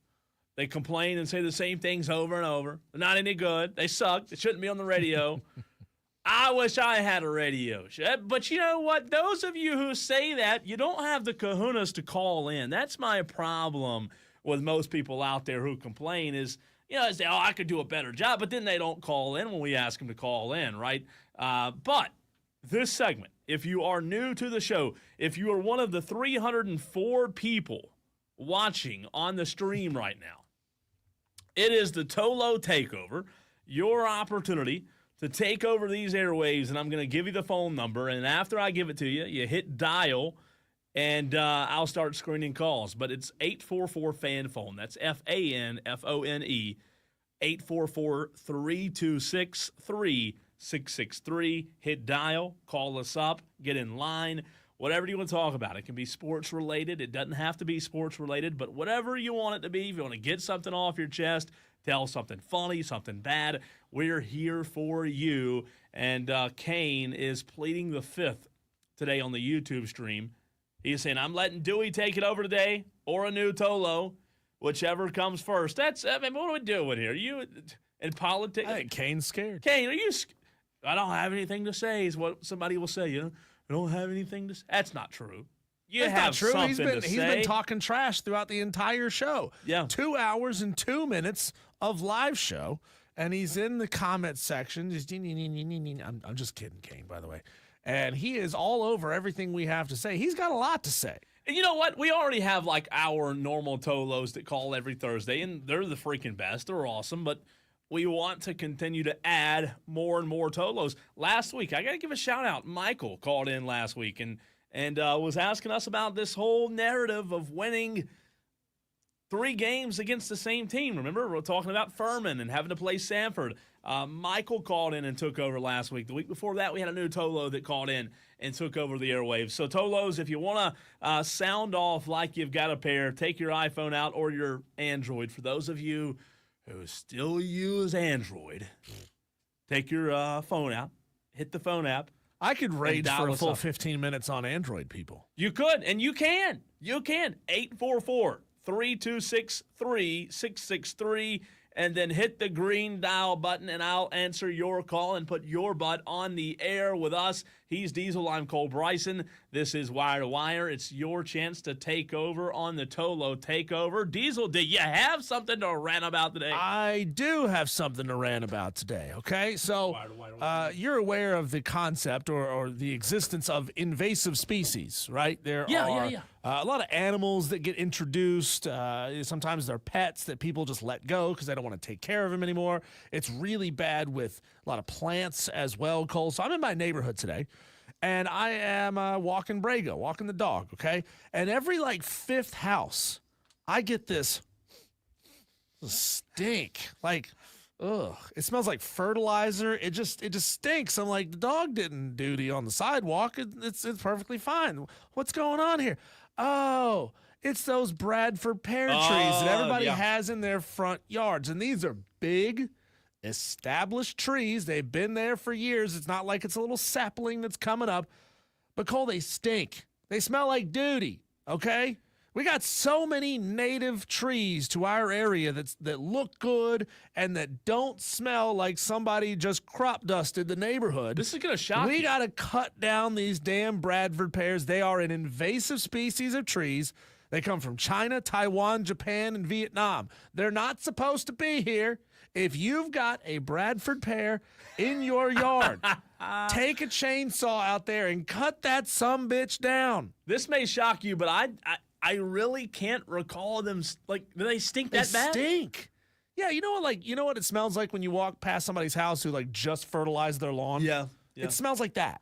And nobody fertilized their lawn lately? No. What about new mulch? No, it's not new mulch. I can smell it. I can look down the street and see a big white, kind of pear-shaped what's your name? Tree with white flowers, and it's this time of year. And you get a sense of the way the wind patterns are blowing. You're like, You come around the corner, you see one right there. Ugh, stinks. Smells like somebody just dropped a deuce. That's funny. It's that bad. These are Chainsaw them down. Every single one of them. Get them out of here. Cut the Bradford pears down. That's a lot. They're a pretty tree. They're pretty. They're blooming right now, pretty. right? I don't see any. And it's only temporary, right? It's a way for these trees. I looked up why do Bradford pears stink, and it's a way for them to attract pollinators to come to them over other trees. We don't have any right here in our little parking lot. They kind of look like big conical dogwoods. Okay, so I'm glad you mentioned dogwoods because I'll tell you, this is how southern I am, right? Because I look for dogwoods. We're going to get to the phones. We have 2 Tolos on hold. We have 1, 2, 3, 4 open spots at 844-326-3663. Call in. TOLO Takeover is on the air right now. We're going to get to the phones in just a second. I'm a fisherman. I've grown up fishing. You know what I look forward to this time of year? The dogwoods blooming. Yeah. Why do I look? Let's see how They're beautiful. But let's see. Do you think we have any Tolos that know why? And if you know, Diesel, don't say it. Let's see if any Tolos out there know why Cole, as a fisherman, looks forward to the dogwoods blooming in the spring. I'm not going to give you the reason. I don't know the reason. I could guess. You but probably would get it right, know. though. You would probably get it right because you're a fisherman as well. I want to know, add that to the TOLO Takeover. 844-326-3663. No text allowed. Calls only. First one gets a congratulations, whoever gets it right. Why do I look forward to the dogwoods blooming? Let's start this thing off with our resident Dewey at 844. Speaking of invasive species. Oh, Dewey, are you going to take that from Diesel, Dewey? He needs to shut his mouth. Hey, Dewey. I don't forgot your question. So. There was no question. It's the TOLO Takeover. You take over whatever Dewey wants to talk about. About being a fisherman in the dogwood tree. Yeah, why do I look forward to the dogwoods blooming? Because they smell good. No, you're wrong. Incorrect answer. What else is on your mind today, Dewey? Anyways, I got 3 things to talk about. Okay. Write them down so you won't forget. Yesterday, I'll start off with this. Yesterday, I behaved myself yesterday, and someone anonymously told me to shut up. Well, I got a message for you. You shut your pie hole. What are you talking about? Who told you to shut up? A texter told Dewey to shut up. Oh. He didn't like it. And I was behaving, but now I'm not going to behave no more. You need to get over it. Clemson's going to get knocked out in the first round of their tournaments starting tonight. Tournaments. Because they're going to make the other one. They're going to get knocked out of that one, too. Okay. Secondly, this is short, but I forgot. He told you to write him down, Dewey. Secondly, I hurt Rob Brown's feelings yesterday. Oh, no. I don't know how I did, but I hurt his feelings. What happened? And I got a message for him. No one cares about your rewards. What did you say to hurt his feelings, Dewey? I called him lazy because he didn't want to set up the live stream yesterday morning. And I said, you're lazy. Or being lazy. I don't think Rob was here yesterday. Did he text me back? Yeah, Lonzo wasn't. He texted me back and said, I get up at 4:30 in the morning, and I do too, because I get up 4:30 to go pee. But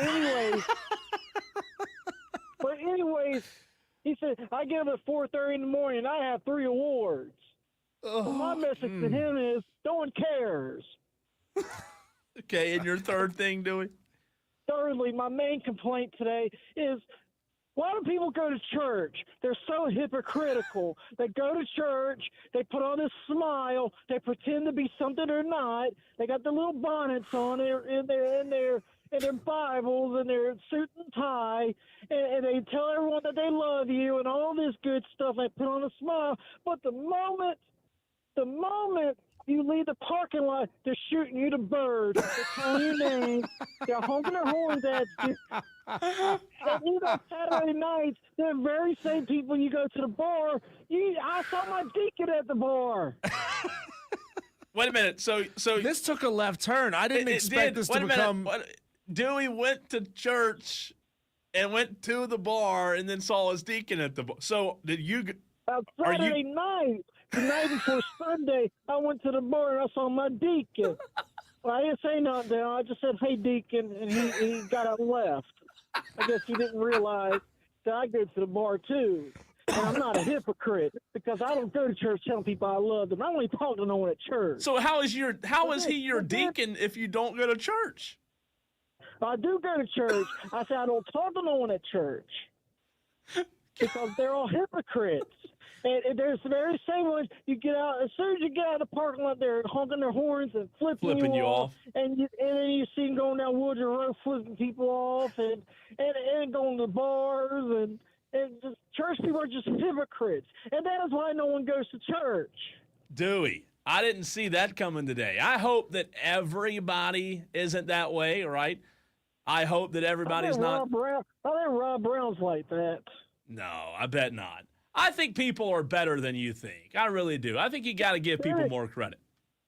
They sit there and say holy and they love people. They don't love you because as soon as they get outside, they're flipping you off and saying bad words and all that. Thanks, Dewey. Thanks, Dewey. You know what? I will give Dewey this point. When church lets out, it's like the Indy 500. They don't wait on anybody. And it's kind of the point. I think this is bad, Cole. Look, I understand that police officers need to take side jobs, and it stinks that they have to take side jobs to make ends meet. Yeah. But I think it's wrong, and churches should not be allowed to pay police officers to block the roads to let church congregations out easier. You are in a contained parking lot. You wait your dang turn. You wait your dang turn to get out one by one.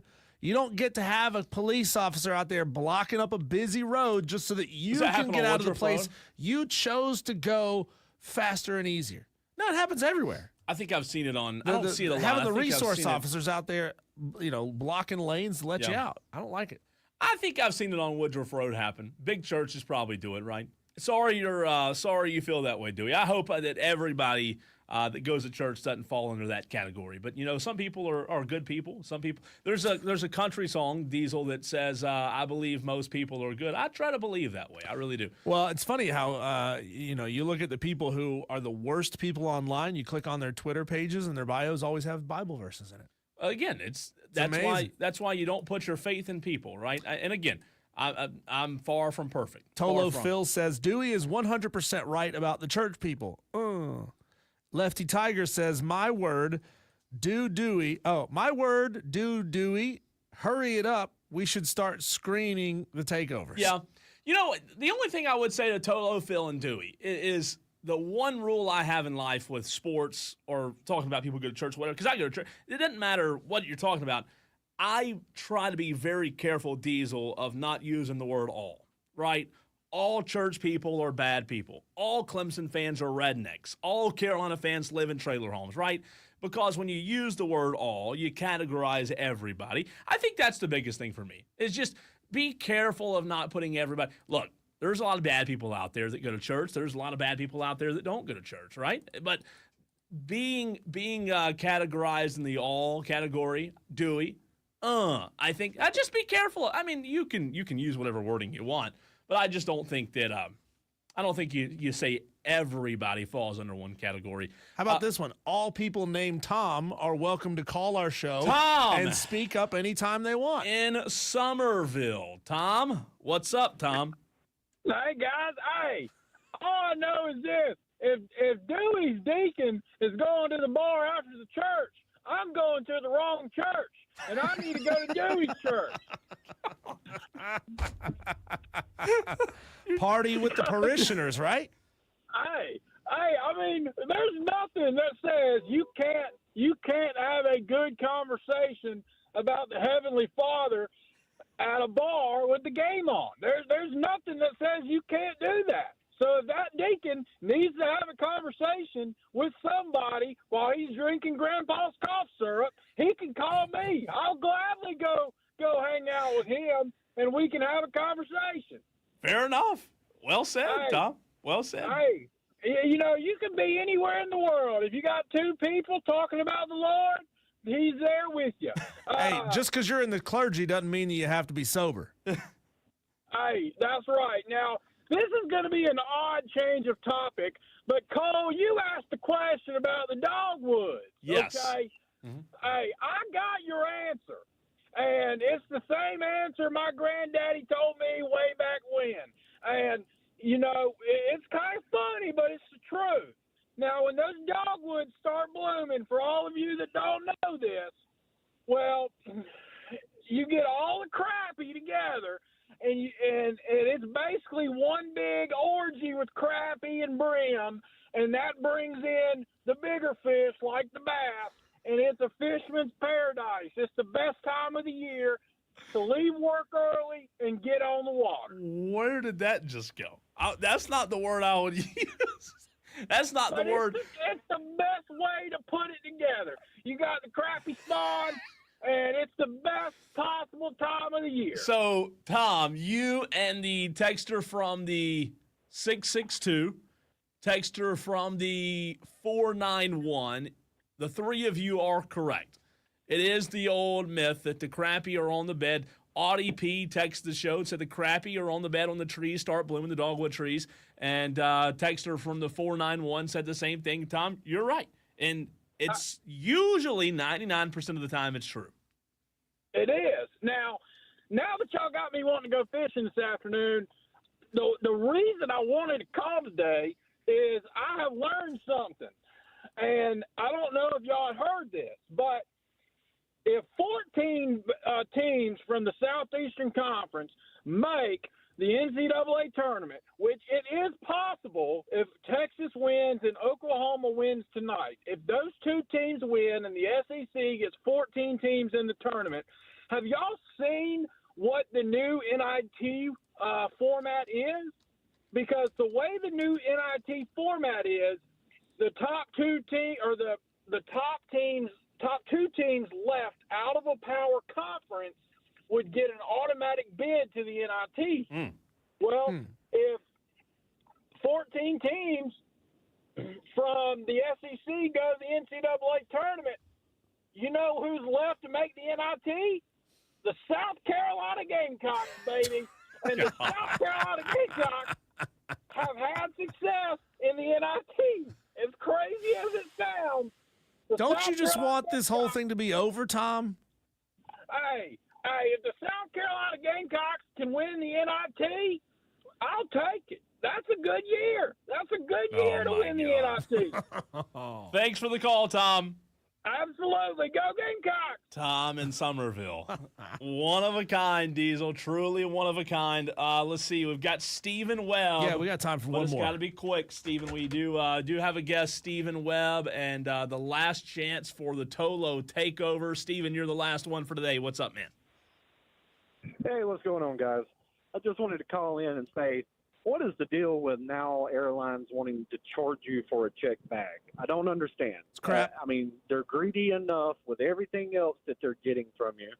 Now they want to charge you for a checked bag. I saw where Southwest is starting to do that. What's next? Like a carry-on? Is that? Like, yeah, because what are you going to do about it, Steven? What are you going to do about it? Not fly somewhere? It's just ridiculous. I don't understand. It used to be before COVID, you could get on a plane and you could go somewhere for $99. Now, if you want to check a bag or anything else, it's like $400 just to fly in the same trip to Orlando or somewhere like that, unless you get on one of the planes that look like it may fall out of the sky, like we've had a recent tragedy of. But it's just ridiculous. Every time you turn around, the airlines just want more and more and more and more money, and it's like everything else, and I know that, but now to charge you for the checked bags is just ridiculous. It is. I'm with you. Stephen, good to hear from you, man. Appreciate the phone call. Thank you, Stephen. No checked bag payments. I'm with him there. I mean, he's right. Everybody wants more money. But otherwise, again, what are you going to do about it?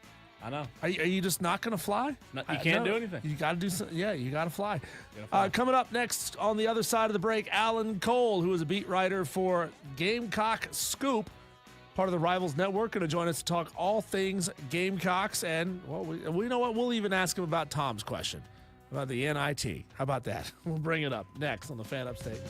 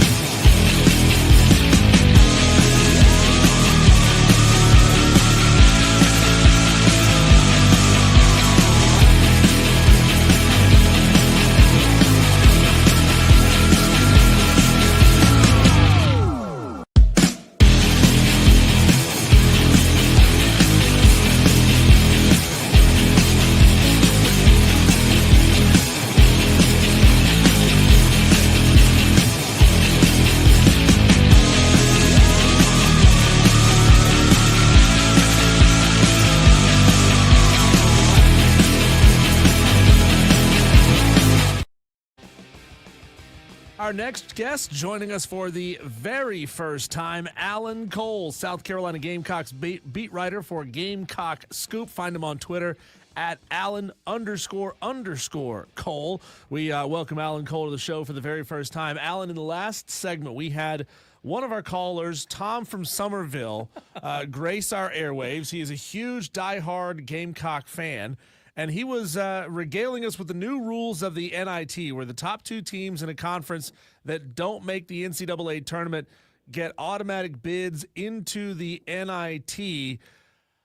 Can you tell us, number one, is that even true? Number two, is it worth it for South Carolina? You know, would Lamont Paris even accept an invitation into the NIT at this point, or does it feel like it's time to just kind of mercy kill the 2024-2025 season?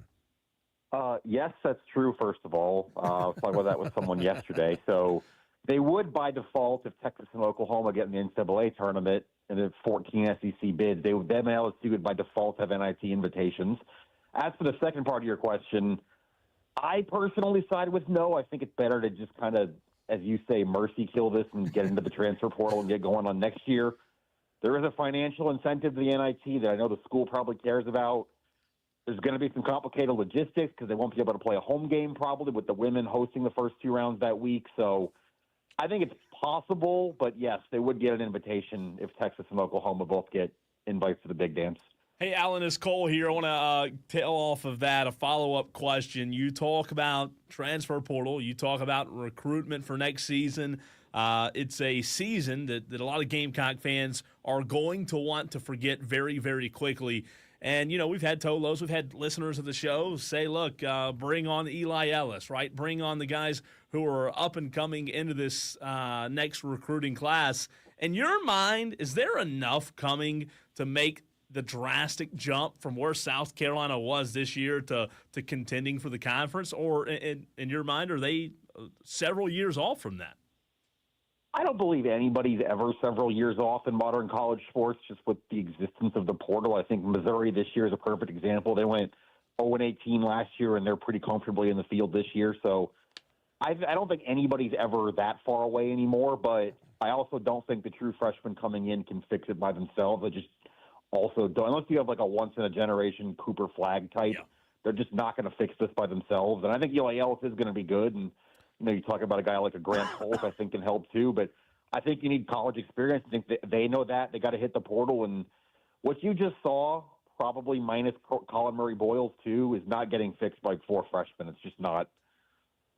What kind of, how would Lamont Paris like to construct this team? We've seen right up here, or actually just down the road from us in Clemson, Brad Brownell has built his team through a majority of high school recruits plus one or two kind of really strategic guys out of the transfer portal every year. Is that a template that that they would like to follow down there at South Carolina? Do they want to lean a little heavier on the transfer guys? I think in a perfect world it would go that way with what you're describing and kind of what Clemson's put together. They have four guys coming in this recruiting class for a reason. I think Lamont knows that's, long term, that's going to be your lifeblood, especially in state. I also, again, don't think they can do that this year just with what you're going to be losing in an NBA talent and the fact that you are relying on a lot of freshmen next year. I think they're going to have to supplement this with several portal guys. I just don't think the roster can be competitive any other way. So maybe not ideal, but I think that's where this is heading. Alan, let's flip over to the women's side of things on the hardwood. A fantastic weekend in Greenville for the Lady Gamecocks.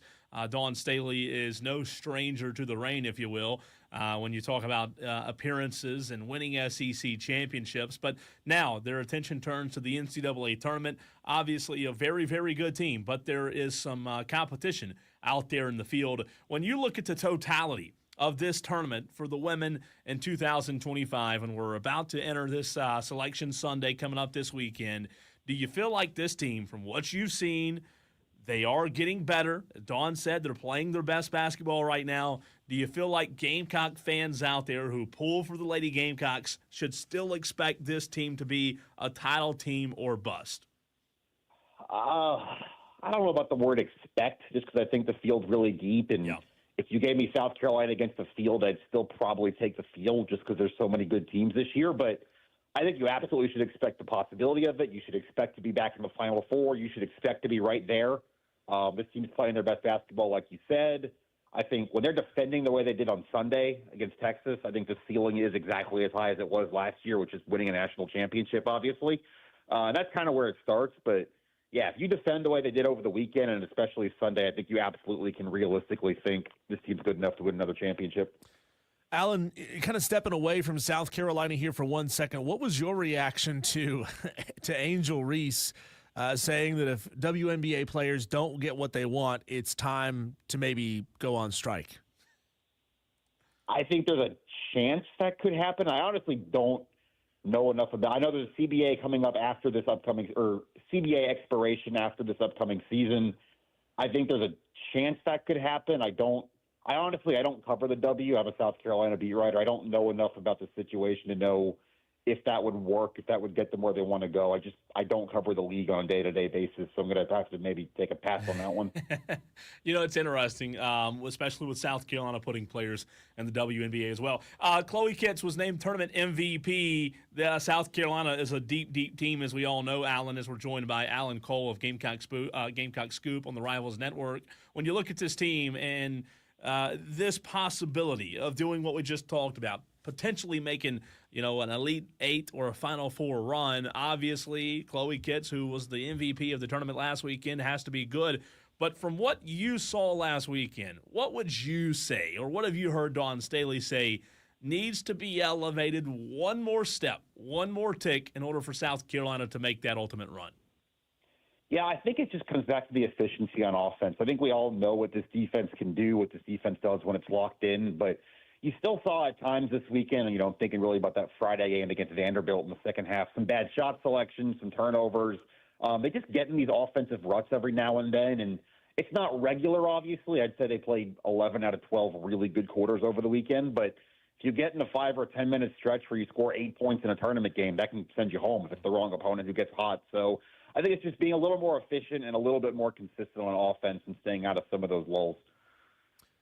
You posted a quote less than 24 hours ago on Twitter, a quote from Paul Mainieri saying, quote, "If you're faint of heart as a coach or as a player, you don't come to South Carolina. You're going to play all the best teams in the country, not named South Carolina, and against the best players in the country who didn't come to South Carolina." Well, Gamecock fans, they don't fancy themselves the hunter. They want to be the hunted. So I know Paul Mainieri has said also this season that it's going to take some time. It's going to be a process getting this program and this team back to where it needs to be and to where fans want it to be. But how much leeway, from what you're hearing, are fans really giving Paul to take his time and to do this his way? I think there's enough. I mean, I think people are just happy to have him in the room, to have something different, a fresh voice from the last 7 years of Mark Kingston. Obviously, SEC play starts tomorrow against Oklahoma. I think that changes everything. It's just once you start that league schedule, the entire perception of the season, good or bad, is going to change. So I don't think anyone's going to be ready to fire him if, this season goes off the rails or anything like that. But I do think, like I said, the way people look at this is going to completely change starting tomorrow night, for better or worse. It's interesting, though, because, Alan, you talk about this SEC. It's all obviously going to be tough. All the teams are really, really good. It seems like they're going to be playing a top 15 team week in and week out on that weekend slate. But here's the sample size we've gotten so far. Some good wins, but when they played the best competition, they got swept. So do you think South Carolina fans right now on the 13th day of March, do you think they're pretty realistic about where we are in terms of where this program is this year and what that ceiling may be? Yeah, I think so in general. I mean, it's always hard to gauge what fans are thinking, but I don't think anybody expects this team to go win an SEC regular season title or get a national seed in the NCAA tournament, anything like that. I think really what you're just looking for is some kind of foundation to be laid this year. You've got a lot of freshmen in the lineup, whether that's a KJ Scobie or a Bo Holland playing a lot. You got a new Friday starter tomorrow night with Brandon Stone taking over for Matthew Becker. So I think it's just about laying a foundation and especially treading water these first few weeks, because you got Oklahoma, Arkansas, and Tennessee the first 3 series, and that can bury you pretty quick if you're not at least playing well enough. Where's this team at health-wise? I know that it's been a couple of days since kind of the injury bug hit them, but Kennedy Jones was banged up a little bit. They've had some issues at first base with some injuries there, catcher as well. Can you kind of give us a sense of where all those pieces are injury-wise? Yeah, it's in much better shape than it was a few days ago. You had Talmadge LeCroy catching the last 2 games. Kennedy Jones, like you said, back in the lineup over the weekend.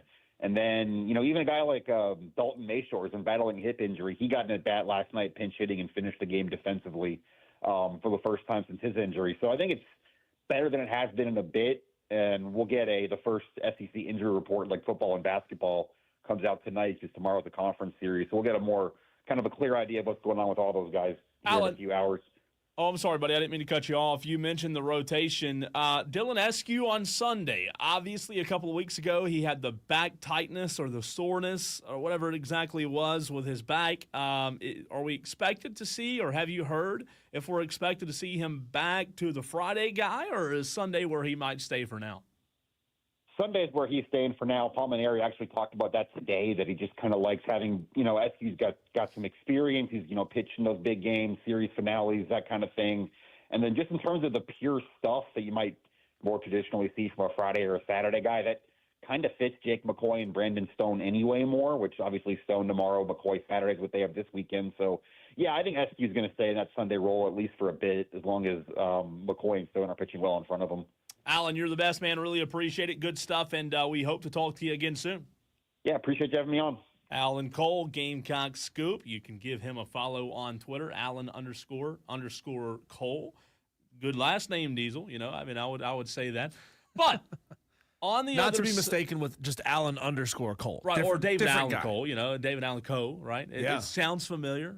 I mean, Allen Coe, right? Allen Coe. You hear Allen Coe on the radio, you might have thought Diesel and I were really going back in time today. No, Alan Cole, not David I don't Allen think Coe. this one was drunk the day his mom got out of prison. Nah, you never know. You never know. That's a great one, isn't it? You never know. Never even called me by my name, Diesel. Is that what you're – all right, I'm going to bring on Justin Bailey in the very next break. He's going to join us. But first, I want to tell you, Tolos out there, that Diesel and I are given an opportunity to do something really, really cool next week. Before we run to a break, before we talk to Justin Bailey, next Tuesday, we have been invited, Diesel, to the Hub City Spartanburgers home for a sneak peek. How about that? Are you fired up? I want to know exactly where this stadium is as far as its preparedness level to be played on. We've seen some photos. It's probably been about a week since I've seen any of the pictures. Yep. Last time I saw, they didn't have any lines down on the field. They were filling in the infield with dirt. The grass was already down, and they were going to start bringing in all the infield dirt, start packing it down, start getting bases installed, and doing all the prep work to get a new baseball field. You going to be able to go? Oh, I'm definitely going to be there. Good. Definitely. I can't wait. It's going to be a lot of fun. Next Tuesday, Diesel and I will bring you on air with us on Tuesday afternoon. We'll bring you in, rather, on what's going on over in Spartanburg. That should be a lot of fun. Justin Bailey, former Blue Ridge Tiger, former USC Upstate Spartan, a big part of Wofford's success this season. He's from right here in the Upstate. He had a great night on Monday as Wofford became SoCon champions. He will join us next.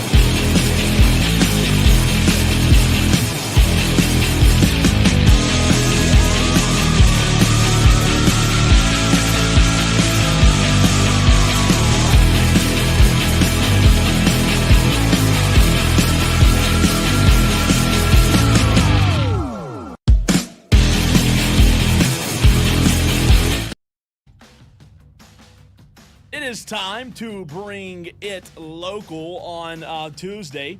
We talked to Dwight Perry, the head basketball coach of the Wofford Terriers, after the big win in Asheville on Monday night. And now we bring in a fantastic player that had a really good night on Monday and a good season, Justin Bailey of Wofford College, also from right here in the upstate, went to Blue Ridge High School, transferred from USC Upstate. Justin, how are you, man? I'm doing great. Appreciate you hopping on with us, man. First of all, you've had a few days now to kind of let things soak in after y'all's big win on Monday night in Nashville. Now that you've had a few nights to sleep on it, is your smile from winning the SoCon championship still there? Absolutely. It's an amazing feeling. Justin, I joked with Coach Perry a few days ago when we had him on the show that you and Dylan Bailey, not related by blood, but there's some kind of shared genetics in there that you two are just lights out, shooting for three. Your other teammate, Justin Seville's, hit multiple threes in that championship game as well, combined for 11 between the three of you.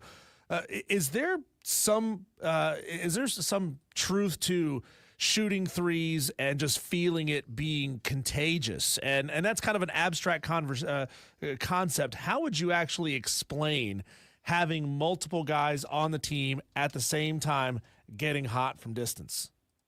Yeah. I mean, it's happened multiple times during the season. I've seen these guys. I mean, you should see them in workouts and just working out on their own time. These guys are lights out. They love being in the gym.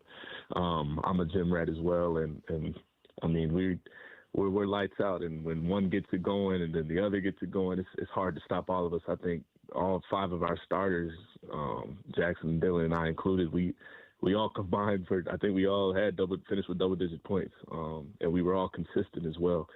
I think that just speaks volume to our work ethic. And like you said, I believe that, when you see one go in and you see your teammates getting it going, I think the energy is very contagious. And,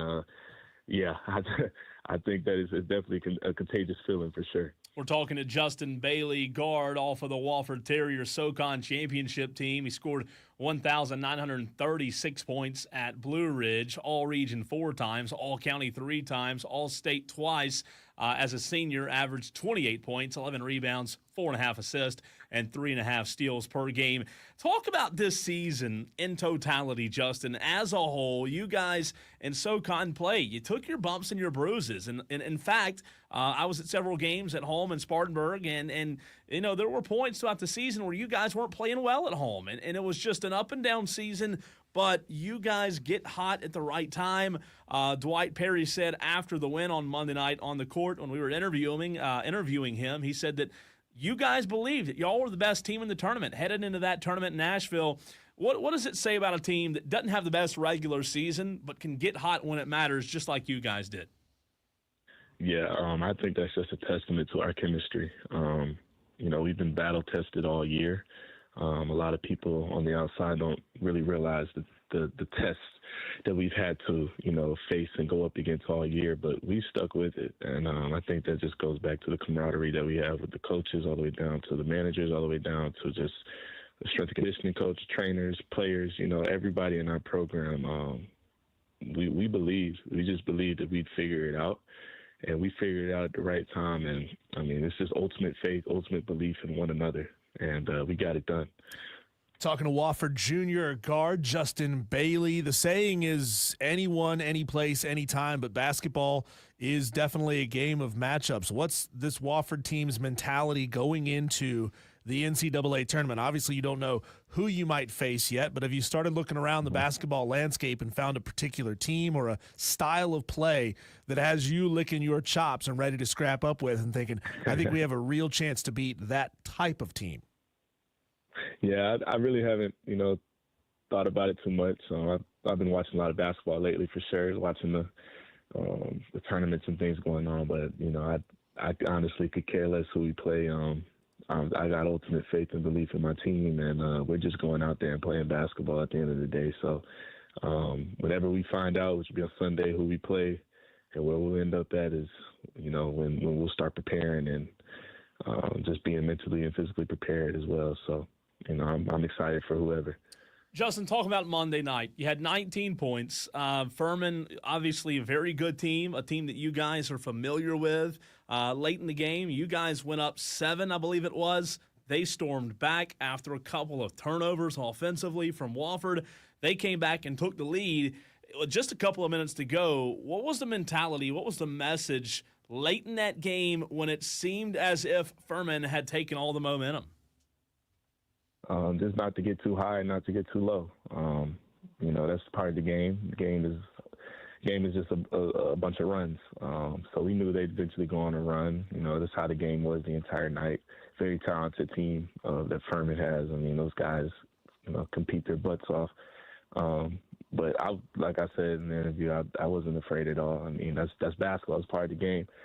And I knew that we were just going to respond. And when Jackson hit that big 3 and we got a couple stops, man, I was like, yeah, I knew it was going to happen. And I'm just proud of Jackson. I'm proud of all my teammates, all my guys. So incredible atmosphere to just be a part of, and just the experience that is definitely a once-in-a-lifetime thing that I'll always be grateful that I was a part of.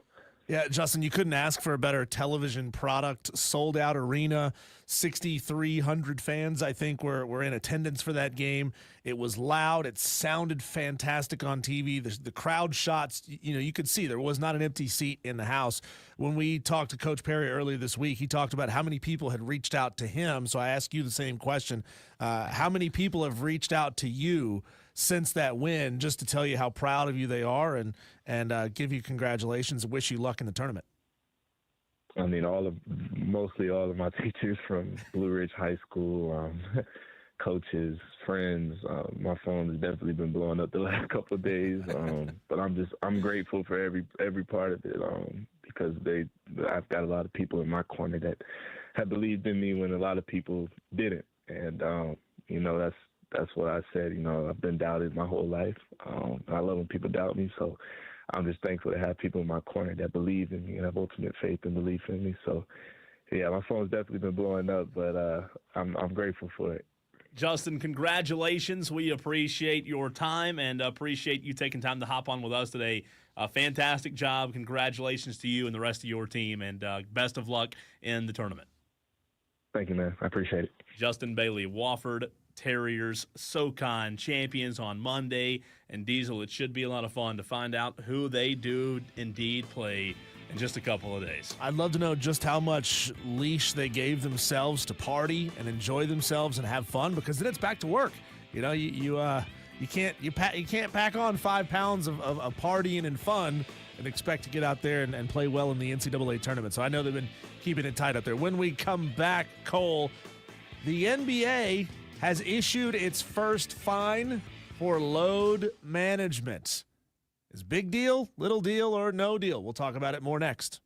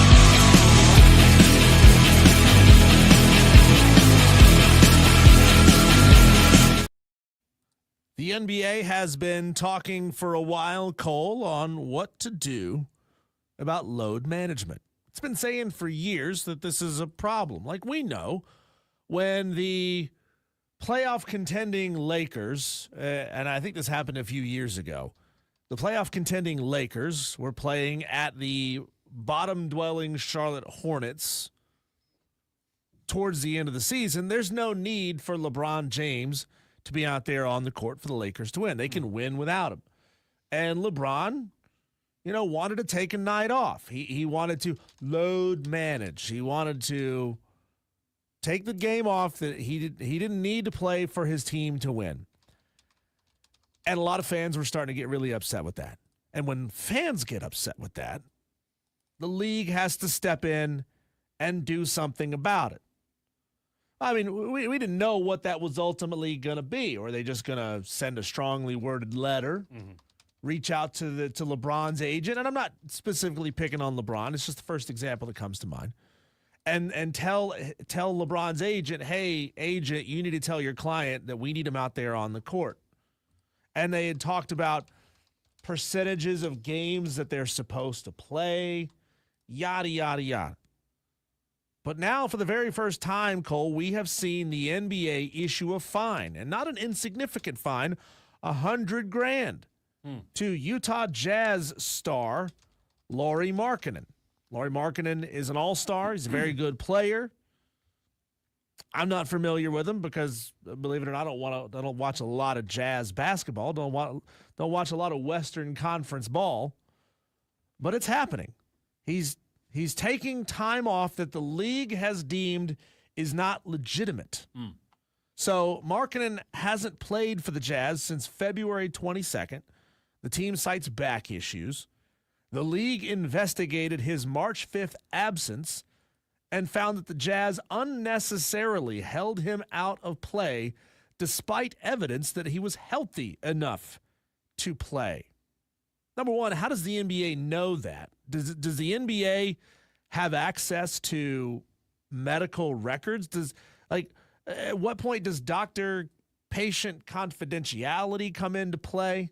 If a Jazz team doctor tells coach, hey, Lauri can't go tonight, he's got back spasms, is that not private information? How does the NBA get access to that? Are these NBA doctors? Oh, yeah. So they're NBA doctors, not Jazz doctors. Well, the Jazz doctors are employed by the NBA. So, yeah, it's it's public. I would say this.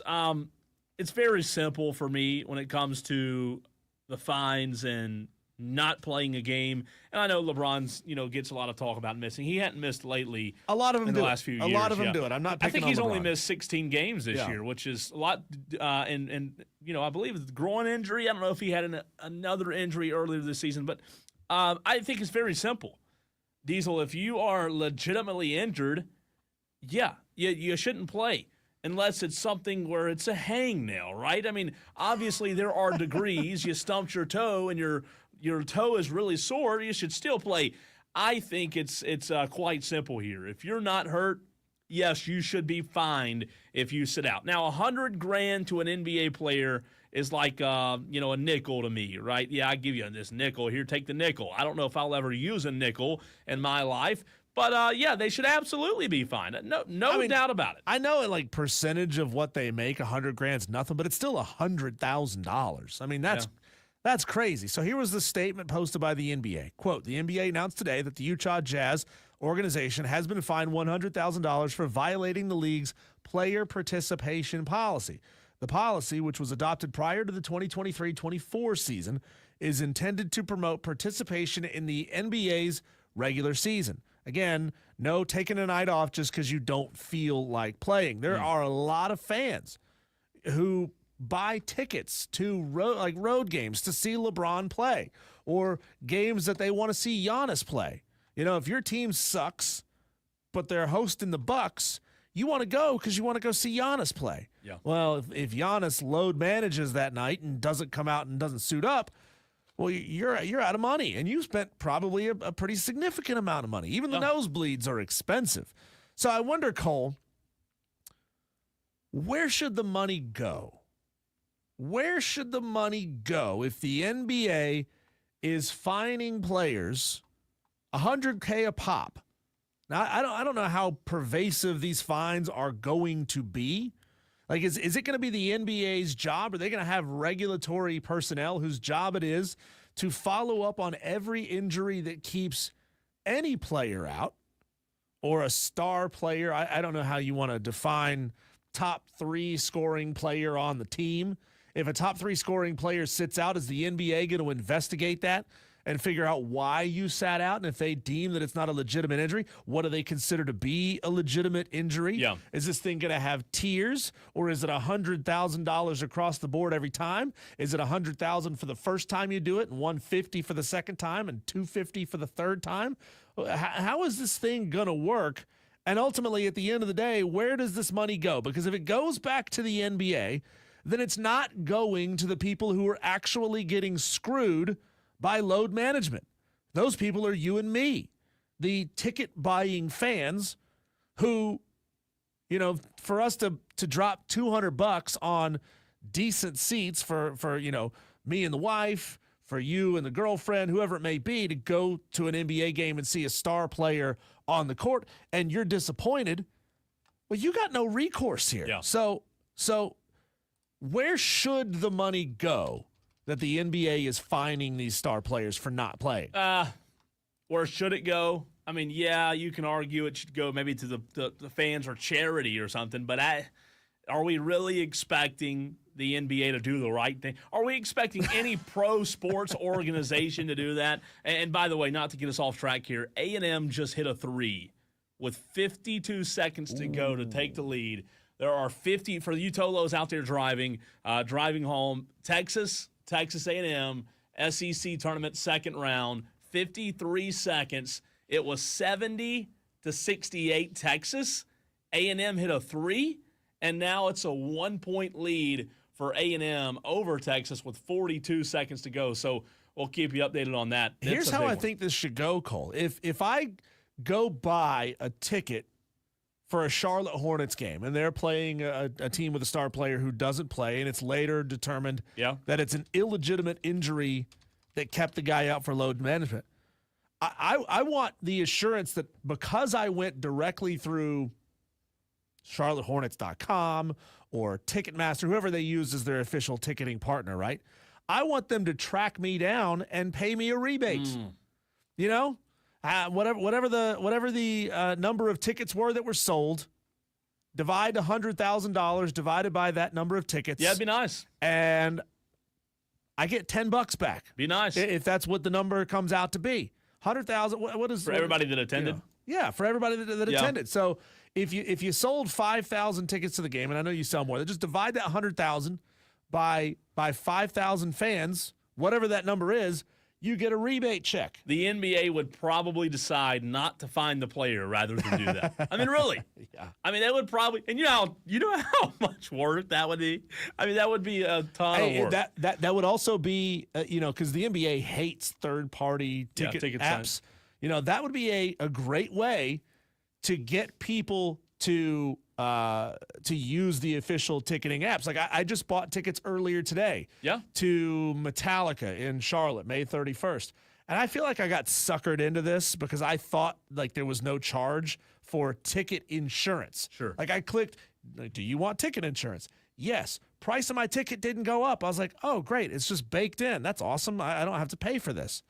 And then after I hit confirm, like buy the tickets, they're like, oh, yeah, that's charged separately. Crap. Yeah. I'm going to pay $46 I never do the for insurance. ticket insurance. But see, the total didn't change. So I didn't think it was like an extra charge for this thing. But if I buy ticket insurance and a star player doesn't play, that insurance policy should pay me back a partial amount for my ticket. Yeah. No, like if I bought the ticket because I went to go see Giannis play and Giannis doesn't play, I should get some of that money back. So a quick update. This is a wild 60 seconds. I told you A&M hit that 3. Texas goes down and gets an and one. Makes the basket, goes the free throw line, Diesel, gets the free throw to go. A&M gets the ball back. What does A&M do? A&M does the exact same thing. The free throw, no good. Free throw, no good. So it's tied. 29 seconds to go. Texas has the basketball literally live as both teams are trying to advance. This one's tight, man. This is one of those instant classics. Two good teams. We'll keep you updated. So to use that example, $100,000 fine divided by a capacity crowd at Spectrum Center, which is 19,000 fans, is roughly $5.26 per fan. If it was a capacity crowd. Now, you know the Charlotte Hornets don't even come close to selling out their arena. So if it's 10,000 fans, all of a sudden I'm getting $10 back on my ticket because LeBron didn't play. It'd be nice. I like that idea. Adam Silver, Nosferatu, pay attention, okay? Like, you're trying to do things that are great for the fans. You're trying to get these stars, trying to force these stars to play and not let them sit out. Well, that's good for the fans, and I appreciate that. But let's take it one step farther and give people a discount or a rebate next time. And if you want to, like, say, all right, we'll credit you $10 so the next time you buy tickets, we'll take $10 off. Fine. I don't care. I don't give a rip. But you know, you got to start actually paying some form of restitution to the fans who got screwed in the first place. Well, listen, I don't hate your idea. However, I like it impacting the player's wallet more because the player's the one that sat out. They should have to pay for it, right? In that sense, that makes me feel even better because I know the money that I'm getting back came directly out of that player's wallet. Well, yeah, that's true. Yeah. All right, here we go. 22 seconds. Tie game. Texas has the ball here. 73-73, 15 on the clock. They're holding for the last shot, obviously. 1 second separates the game clock and the shot clock. And obviously we can't do live play-by-play because we'd be infringing on their rights. But Texas, jumper, no good, overtime. Oh, boy. How about look at that crowd, by the way, Diesel. Did you see that crowd just now when they went wide? Huge crowd. Those two, I mean, for it being in Nashville, those two fan bases traveled quite well. So Buzz Williams, Rodney Terry, both of their teams heading to overtime. That'll be a lot of fun. We'll keep you updated on that. I'm telling you, man, this SEC championship's a gauntlet. But you know what? I would suggest you take your letter and hand deliver it. I don't know where Adam Silver's office is, but I would suggest you hand deliver it because if you don't, it'll probably never get you. I like the idea, but I don't know that it'll happen. Knowing them, they'll throw it in some NBA slush fund. Yeah. And then they'll use it for quote-unquote fan engagement activities, and no one's going to care. It's not actually going to help anyone. Yeah. And by the way, I was at a local establishment in Greenville last night, and the Celtics game was on. Really good game, the Celtics. I don't know if many of our Tolos who do follow the NBA are informed, but LeBron obviously out for a few weeks. Luka and the Lakers not playing well the last few games, so it'll be interesting. I don't get emotionally involved, Diesel, until April. I know you're a big Luka head. Yeah. Lukatic? Luka lunatic. Yeah. We were listening. I was listening to the Rich Eisen show yesterday before we came on, and he congratulated Luka on just how quickly he's picked up and improved on his complaining game after becoming a Laker. They're like, Luka has stepped it up when it comes to crying and whining and bitching and moaning. He's learned that from the GOAT, LeBron. Not to call out Rich Eisen because Rich Eisen has a better career than I'll ever have in radio. But Rich Eisen obviously didn't watch the Mavs because Luka has cried every single year. He's probably the biggest crier in basketball. And for Rich to say that just tells me he didn't watch Luka in Dallas. Like, Luka cried in Dallas more than anybody. Every single time he didn't get a call, Diesel, he was complaining to the ref. He's a crier. There's no doubt about it. But look, it's the modern athlete. I don't know if you've watched soccer lately. Yeah. It's bad. The flopping, the crying. I hate the just committed a foul, turns around. What do you mean? What did I do? Yeah, especially when the play's still live. You hacked the guy. You know you did it. Stop turning around like, come on, ref. How can you call that? It's a foul. You know what a foul is? You've been playing basketball all your life. Texter from the 803 says ticket insurance for us Charlotte Hornet fans should include a mental health evaluation for going to see the Hornets in the first place. It's fair. It's fair. Look, here's the reality of it. As much as I like the NBA, Diesel, if the Hornets were good, I'd be up there twice a month. I'd be spending my hard-earned money going to Charlotte games because I love basketball. I love NBA, but I just don't go. The last time I went was about 2 or 3 years ago. I was given free tickets, courtside tickets, and I went. And that's the last time I've been, man. I'm not going to go pay to watch Charlotte. I've been to one NBA game in my entire life. Yeah. And I was in the rafters. It was a Charlotte Hornets game, but like back in the old Charlotte Coliseum. Before they were the Bobcats. Way before they were the Bobcats. Back in that imploded Charlotte Coliseum. Yeah. Look, if you go to a team that's good, NBA games are fun. But us in this area, and to the Texas point, Hornets fans, I hate it for you because you hadn't seen fun in a long time. It's bad. It's really bad. I was talking to Steve Reed from the AP about it last weekend in Greenville at the SEC tournament because he covers the Hornets. I don't know what's going to have to change. They've got to do something. They stink, and there's no doubt about it.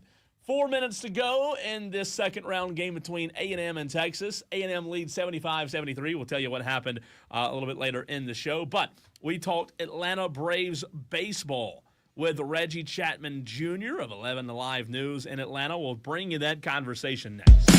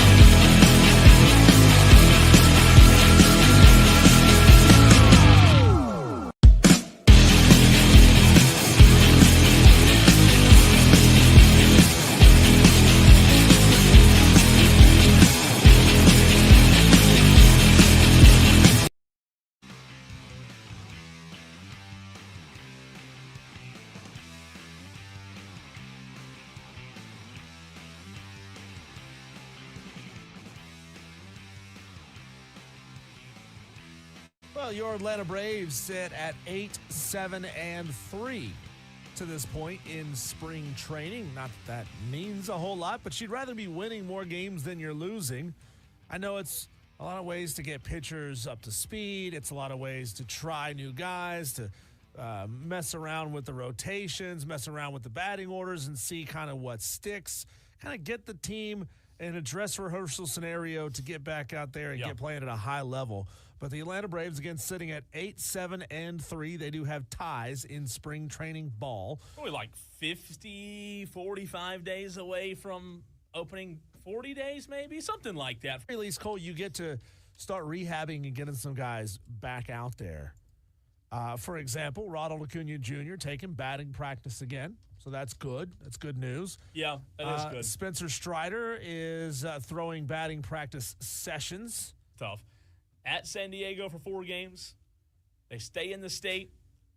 They're playing L.A. for 4 games. Ouch. Yeah. So it's going to be tough. But, no, we're a lot closer than I realized. I was not giving myself enough credit. So 2 weeks away. Do you and Tolos want to hear from you as well? Text in 844-FAN, phone 844-326-3663. Yep. Message in on the stream. It's on Facebook, Twitter, and YouTube. Kane is in there. Mark Thomas is in there. We've got, who else? Wesley Roberts, T. Swizzle. 278. Like, do you hang on every single Major League Baseball game early in the season? Like, do you care? Like, really what happens in game 3 of the season?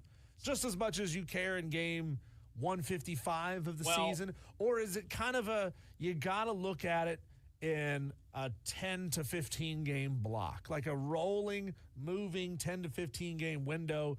This is how the team is playing right now. That's the way I should be. That's the way Braves fans should be, in a block, in a 10 to, like to your point, a 10 to 15 game window. However, no, I've always, as a Braves fan, I've always gotten hung up on, I remember specifically let's go back in time, 10 years. Whenever the Braves started selling, and they redid their farm system, and they were getting rid of guys like Justin Upton and Hayward, they got these new guys in. And I remember the season started in, 2015. And with all these new guys, the Braves won like 10 games in a row. And my Braves friends, we were all excited, overexcited, right? Because you've had a great start. So to answer your question, I shouldn't be that way, but no, I do. I get upset every time they lose. Every time they lose, it's frustrating, but you know what? It's part of it. There's a long season. And the reason I asked that question, Cole, is because I'm not so sure that talking about baseball prior to the All-Star break, talking about individual games, actually makes for great sports talk radio. You know, if you're talking about a late June game against the Orioles interleague, and you say, oh, can you believe that on 3-2 Lopez threw that slider instead of the changeup? That's boring. Put an ice pick in the back of my brain. Please, don't make me talk about what's going on in June games. Well, I think most people, like, if you're a diehard Braves fan, you want to talk. You care. If you really, really care. To me, the only thing that's compelling at that point of the season is injuries. Yeah, but look, I'm not saying it's the right way to be. I'm saying, though, as a Braves fan, you hang your hat on every game, even the early ones. Going back to that rebuild I was talking about from 10 years ago. It's just the way we are. It doesn't matter if it's June or March or April, or if we lose 2 or 3 games in a row, we're doomed. That's the way Braves fans are. Well, to talk about it, let's go to the phone lines and bring on Reggie Chatman Jr., 11 Alive News, here to talk Atlanta Braves with us. Reggie, I don't know if you heard how much of that conversation you just heard, because I know Cole brought you on kind of midway through what we were talking about there. First 25 games for the Atlanta Braves, how much stock do you put on really kind of drilling down onto individual choices, pitch choice, swinging or not swinging, these individual small decisions? How much do you hang on all of those little things early in the season? Well, I'll tell you guys, and thank you guys for having me on. It's funny because I heard the absolute end where you guys said something to the effect where people are upset when people lose 2 or 3 games, whatever. So look, at the end of the day, if this Braves team comes out and doesn't play well to start the year, people are going to be very upset. And that's just how it works here in Braves country, especially here in Atlanta. People, you lose 2 games in a row, people think it's all over. I mean, last year had a whole bunch of ups and downs, but I mean, boy, last year had some stretches where you thought, like, man, maybe people were talking about, like, maybe we got to move this team out of here, man. Like, it's that bad and that aggressive when this team loses, man. But look, I think overall, personally, I don't think you should put that much stock into it, at least early in the year. But at the end of the day, you do need to get wins. I think this team has enough talent and enough hype, especially with the players eventually coming back as well with Spencer Strider and Ronald Acuna, that this team feels like, once again, has a World Series or bust mentality, and they should feel like that, right? That incredible 2023 team that broke all those offensive records. 8 of those 9 players could be back for this upcoming season, and the only player that would be different is in left field. That's a major upgrade in Jurickson Profar, who will probably be ready to go for opening day. So expectations are high for this team, and look, if you start losing games early in the year, people are not going to be happy about it. Reggie, I'm going to push back, and tell me why I'm wrong here. I'm going to push back on that. I personally don't think this is a World Series team. Look, maybe I'm wrong. Maybe I'm the Braves fan that makes other Braves fans miserable because I'm always negative and I can't be positive about anything. I wanted Brian Snitker fired last season. You're right, it was a season of ups and downs, but convince me and any other listeners out there in the upstate of South Carolina today why, in your mind, this is a team that could make a World Series run. Well, look, I think you're being upset about maybe not thinking that this team could be a World Series team is understandable based on how maybe quiet this Braves team was in the offseason, not really going above the salary cap. You let Minter go. You let a couple other guys go. Travis D'Arnaud is gone. But I think at the end of the day, all the core pieces that you need to be able to still be successful are still here, right? Like I said, that lineup from a couple of years ago is all pretty much intact, right? If they can just kind of create even maybe half of the magic they had in that season offensively, then they're going to be really good. And I think overall the rotation you have to feel good about as well, right? You've got the reigning NL Cy Young winner back for another year. Spencer Strider, who was projected to be the NL Cy Young winner last year, is back and hopefully healthy for this year. Ronald Acuna Jr. is going to be back hopefully by the beginning of April. I mean, you've got so much talent on this team, and I think at the end of the day, like it's because – and here's the big thing, I think, for me also. The team last year was held together basically by the pitching staff, right? The offense was so bad. Everybody's hurt the entire year.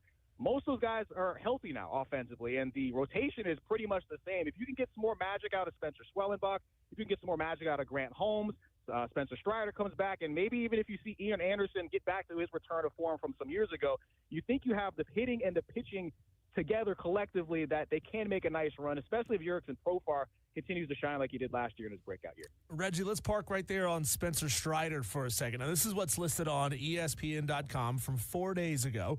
Says that he's going to throw at least one more live batting practice session before getting into a spring training game, whether it be in the Grapefruit League or in a minor league contest. Where exactly is Spencer Strider right now?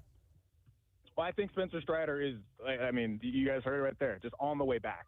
This is a kid that works extremely hard. He's like, I don't know, he's very particular, very detail-oriented. I mean, he's a guy that has I've talked about this before, he has a breakdown of, like, all his favorite, like, indie artists that he's put in a massive spreadsheet. And he uses that same type of energy towards his pitching. So if there's anybody, especially at his young age, to be able to come back and be ready for the time the season comes around, I think it'll be him. He's not going to be ready for opening day.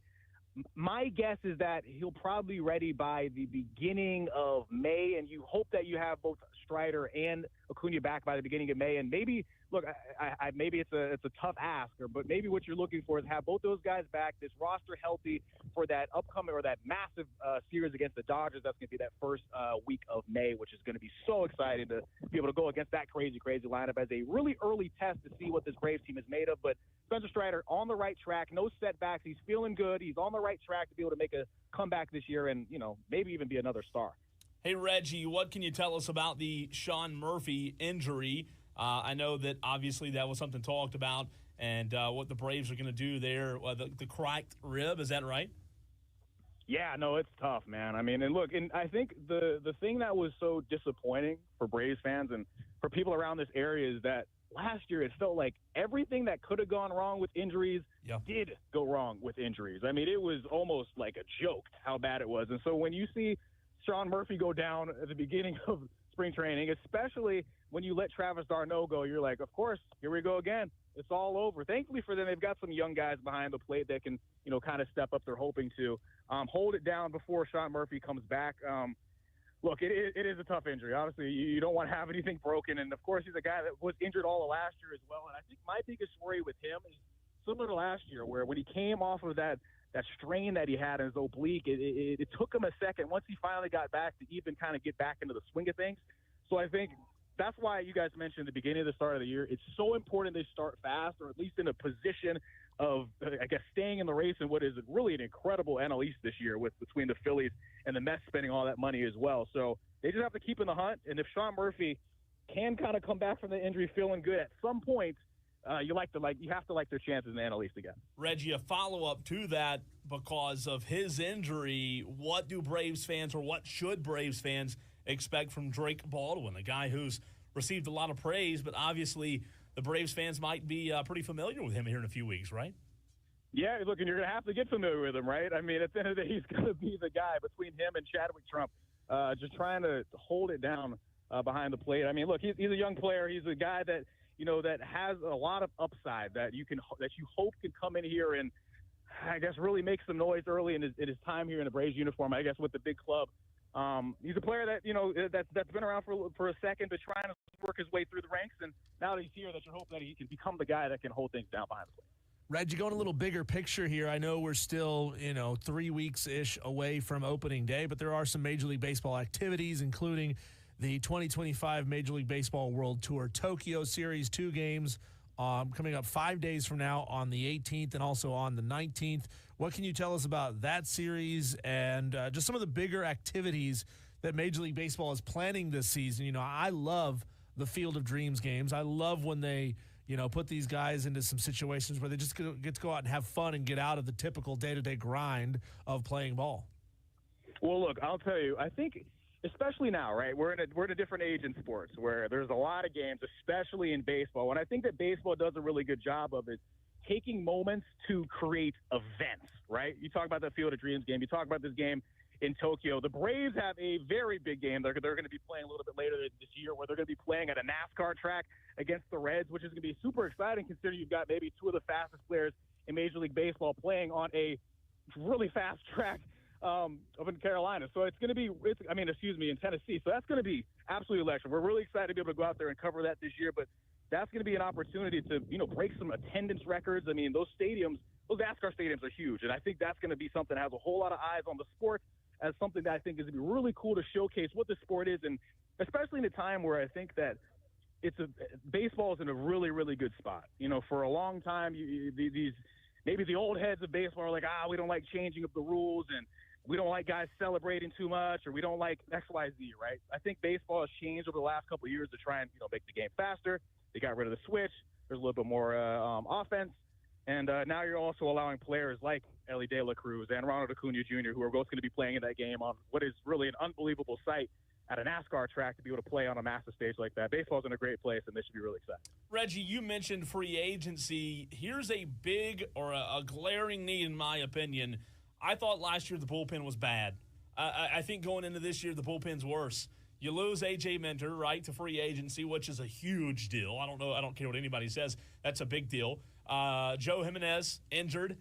I don't know if the Braves have any plans to go get a guy in free agency like a David Robertson or not, but do you feel like that's a need, or they may wait a few weeks to gauge that? I think they'll probably wait a few weeks to gauge and see what they kind of have in that pen, especially because, look, once Spencer Strider comes back, they're going to have to make some room in that rotation, whether it's, if right now, if you're thinking right, if it's either between Ian Anderson and maybe Grant Holmes, because Spencer Schwellenbach's definitely going to be in that rotation, right? Grant Holmes spent some time, especially after those 10 years that he played in the minors. He spent a lot of time between the pen and that starting rotation. If he's a guy that can go out into the pen and be somebody that can be effective, that would be really helpful, because Ian Anderson probably can't fill that role if he's in the rotation, right? So I think they're going to end up waiting it out just to see what they can see what they have right now. Like you said, early in the year, a lot of that figuring out things. But look, believe me, if that that bullpen isn't pitching well, they're giving up runs, and you've got people really upset about the sport here in Atlanta, A is going to feel that. He's going to probably make some moves. So when Strider comes back, Reggie, what do you expect that bullpen to look like? And I guess the other part of that, not the bullpen, I'm sorry, the rotation to look like. And the other part of that question would be, where do you rank the rotation in the NL East?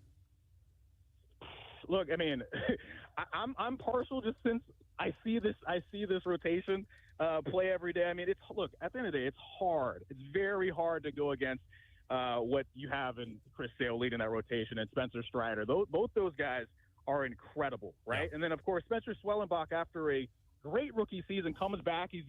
You hope to see him take another step as well. You've got a rotation that I think can stack up with anybody.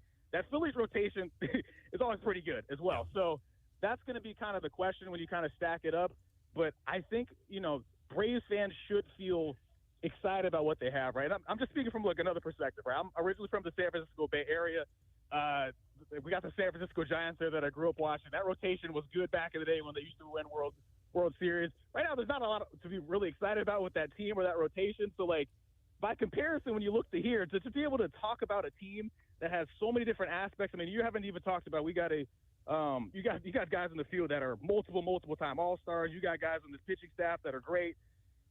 The excitement should be high for this group, and I think this rotation stacks up just with anybody else. I'd put them ahead of the Phillies, but that's only if Spencer Strider comes back and continues to groove. And also the question, of course, with Spencer Swellenbach, can he keep up the momentum that he had from last season heading into the second year? And then my last question for you, Reggie, those first 8, they're pretty tough. San Diego, obviously, and then the Dodgers.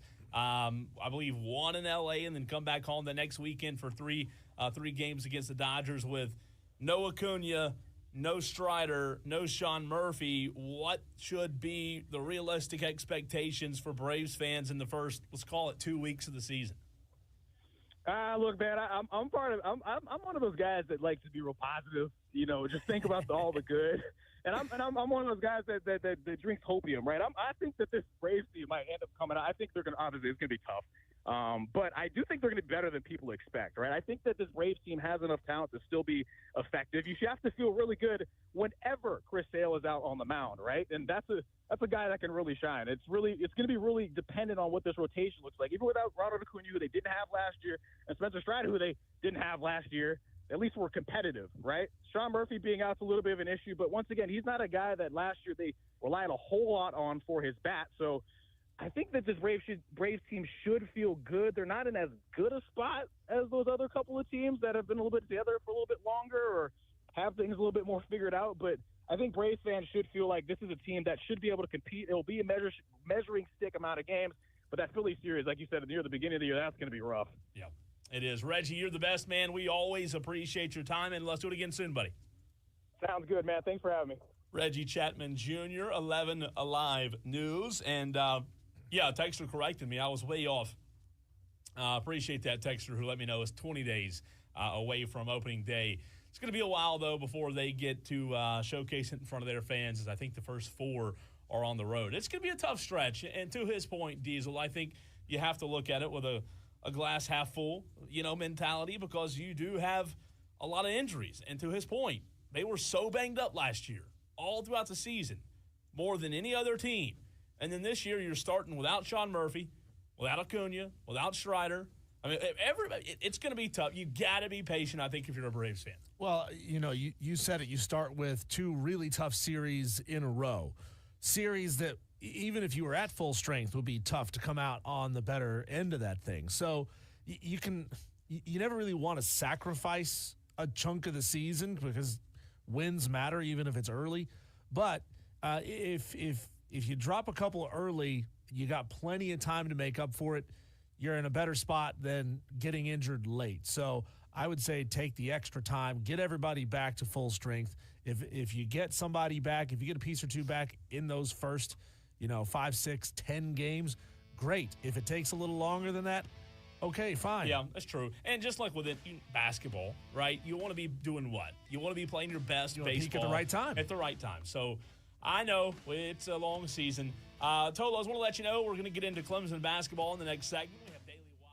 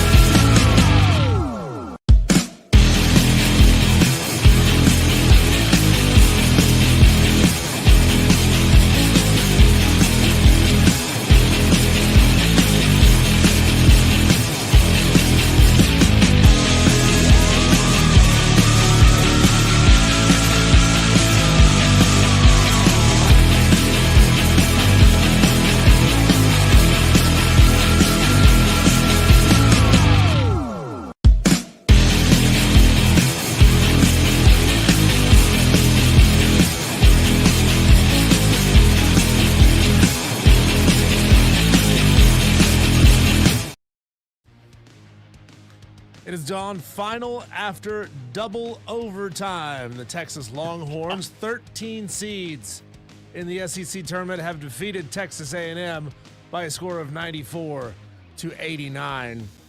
I mean, do you expect anything less when Texas and A&M get together? SEC tournament, man, it's just wild stuff. I don't think this is going to be the last you see of these close games.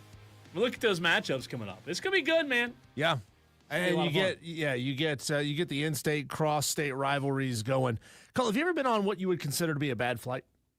Like a bad flight. Something weird happens. Not a bad. No. Okay. The worst that's ever happened to me is just your occasional turbulence, nothing real bad. So I need to read this to you verbatim because if I don't, it'll sound like I'm making it up. But I promise you that it's not. Quote, a satanic disciple had stowed away on a flight to Florida as one passenger saw it, and something had to be done. Less than a minute after an American Airlines flight took off from Savannah, Georgia for Miami on Monday night, a passenger began yelling and shaking.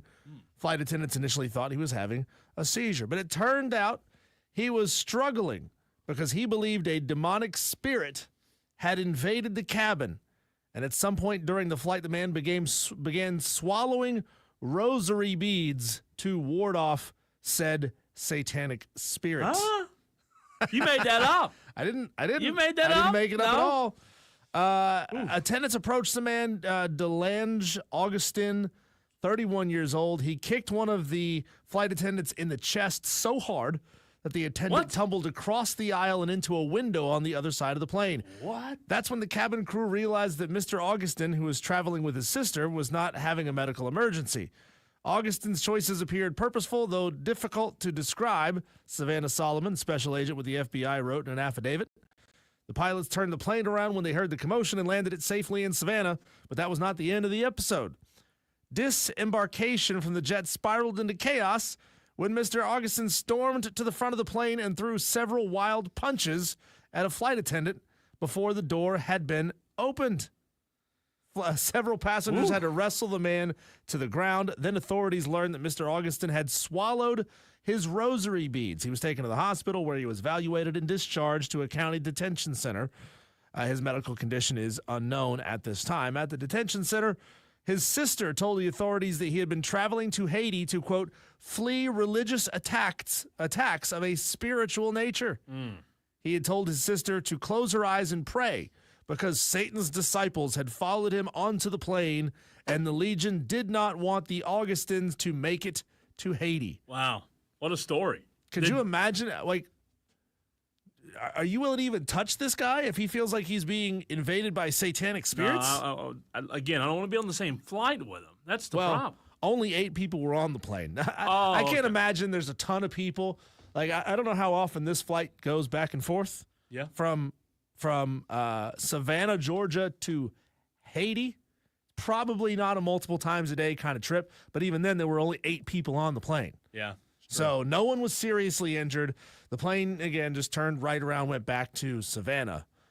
But, I mean, come on. That sounds is one of those fake stories. I mean, I know you said Makes me wish I was on the plane with that lady who's like, that dude back there ain't real. Like, I wish I was on her flight, not this flight. This is nuts. Rick and Greer will have to get to you tomorrow, Buddy Roo. You hung up on us, so we'll get to you tomorrow and a lot more on a Friday edition of Wire to Wire Tolos. We'll see you then.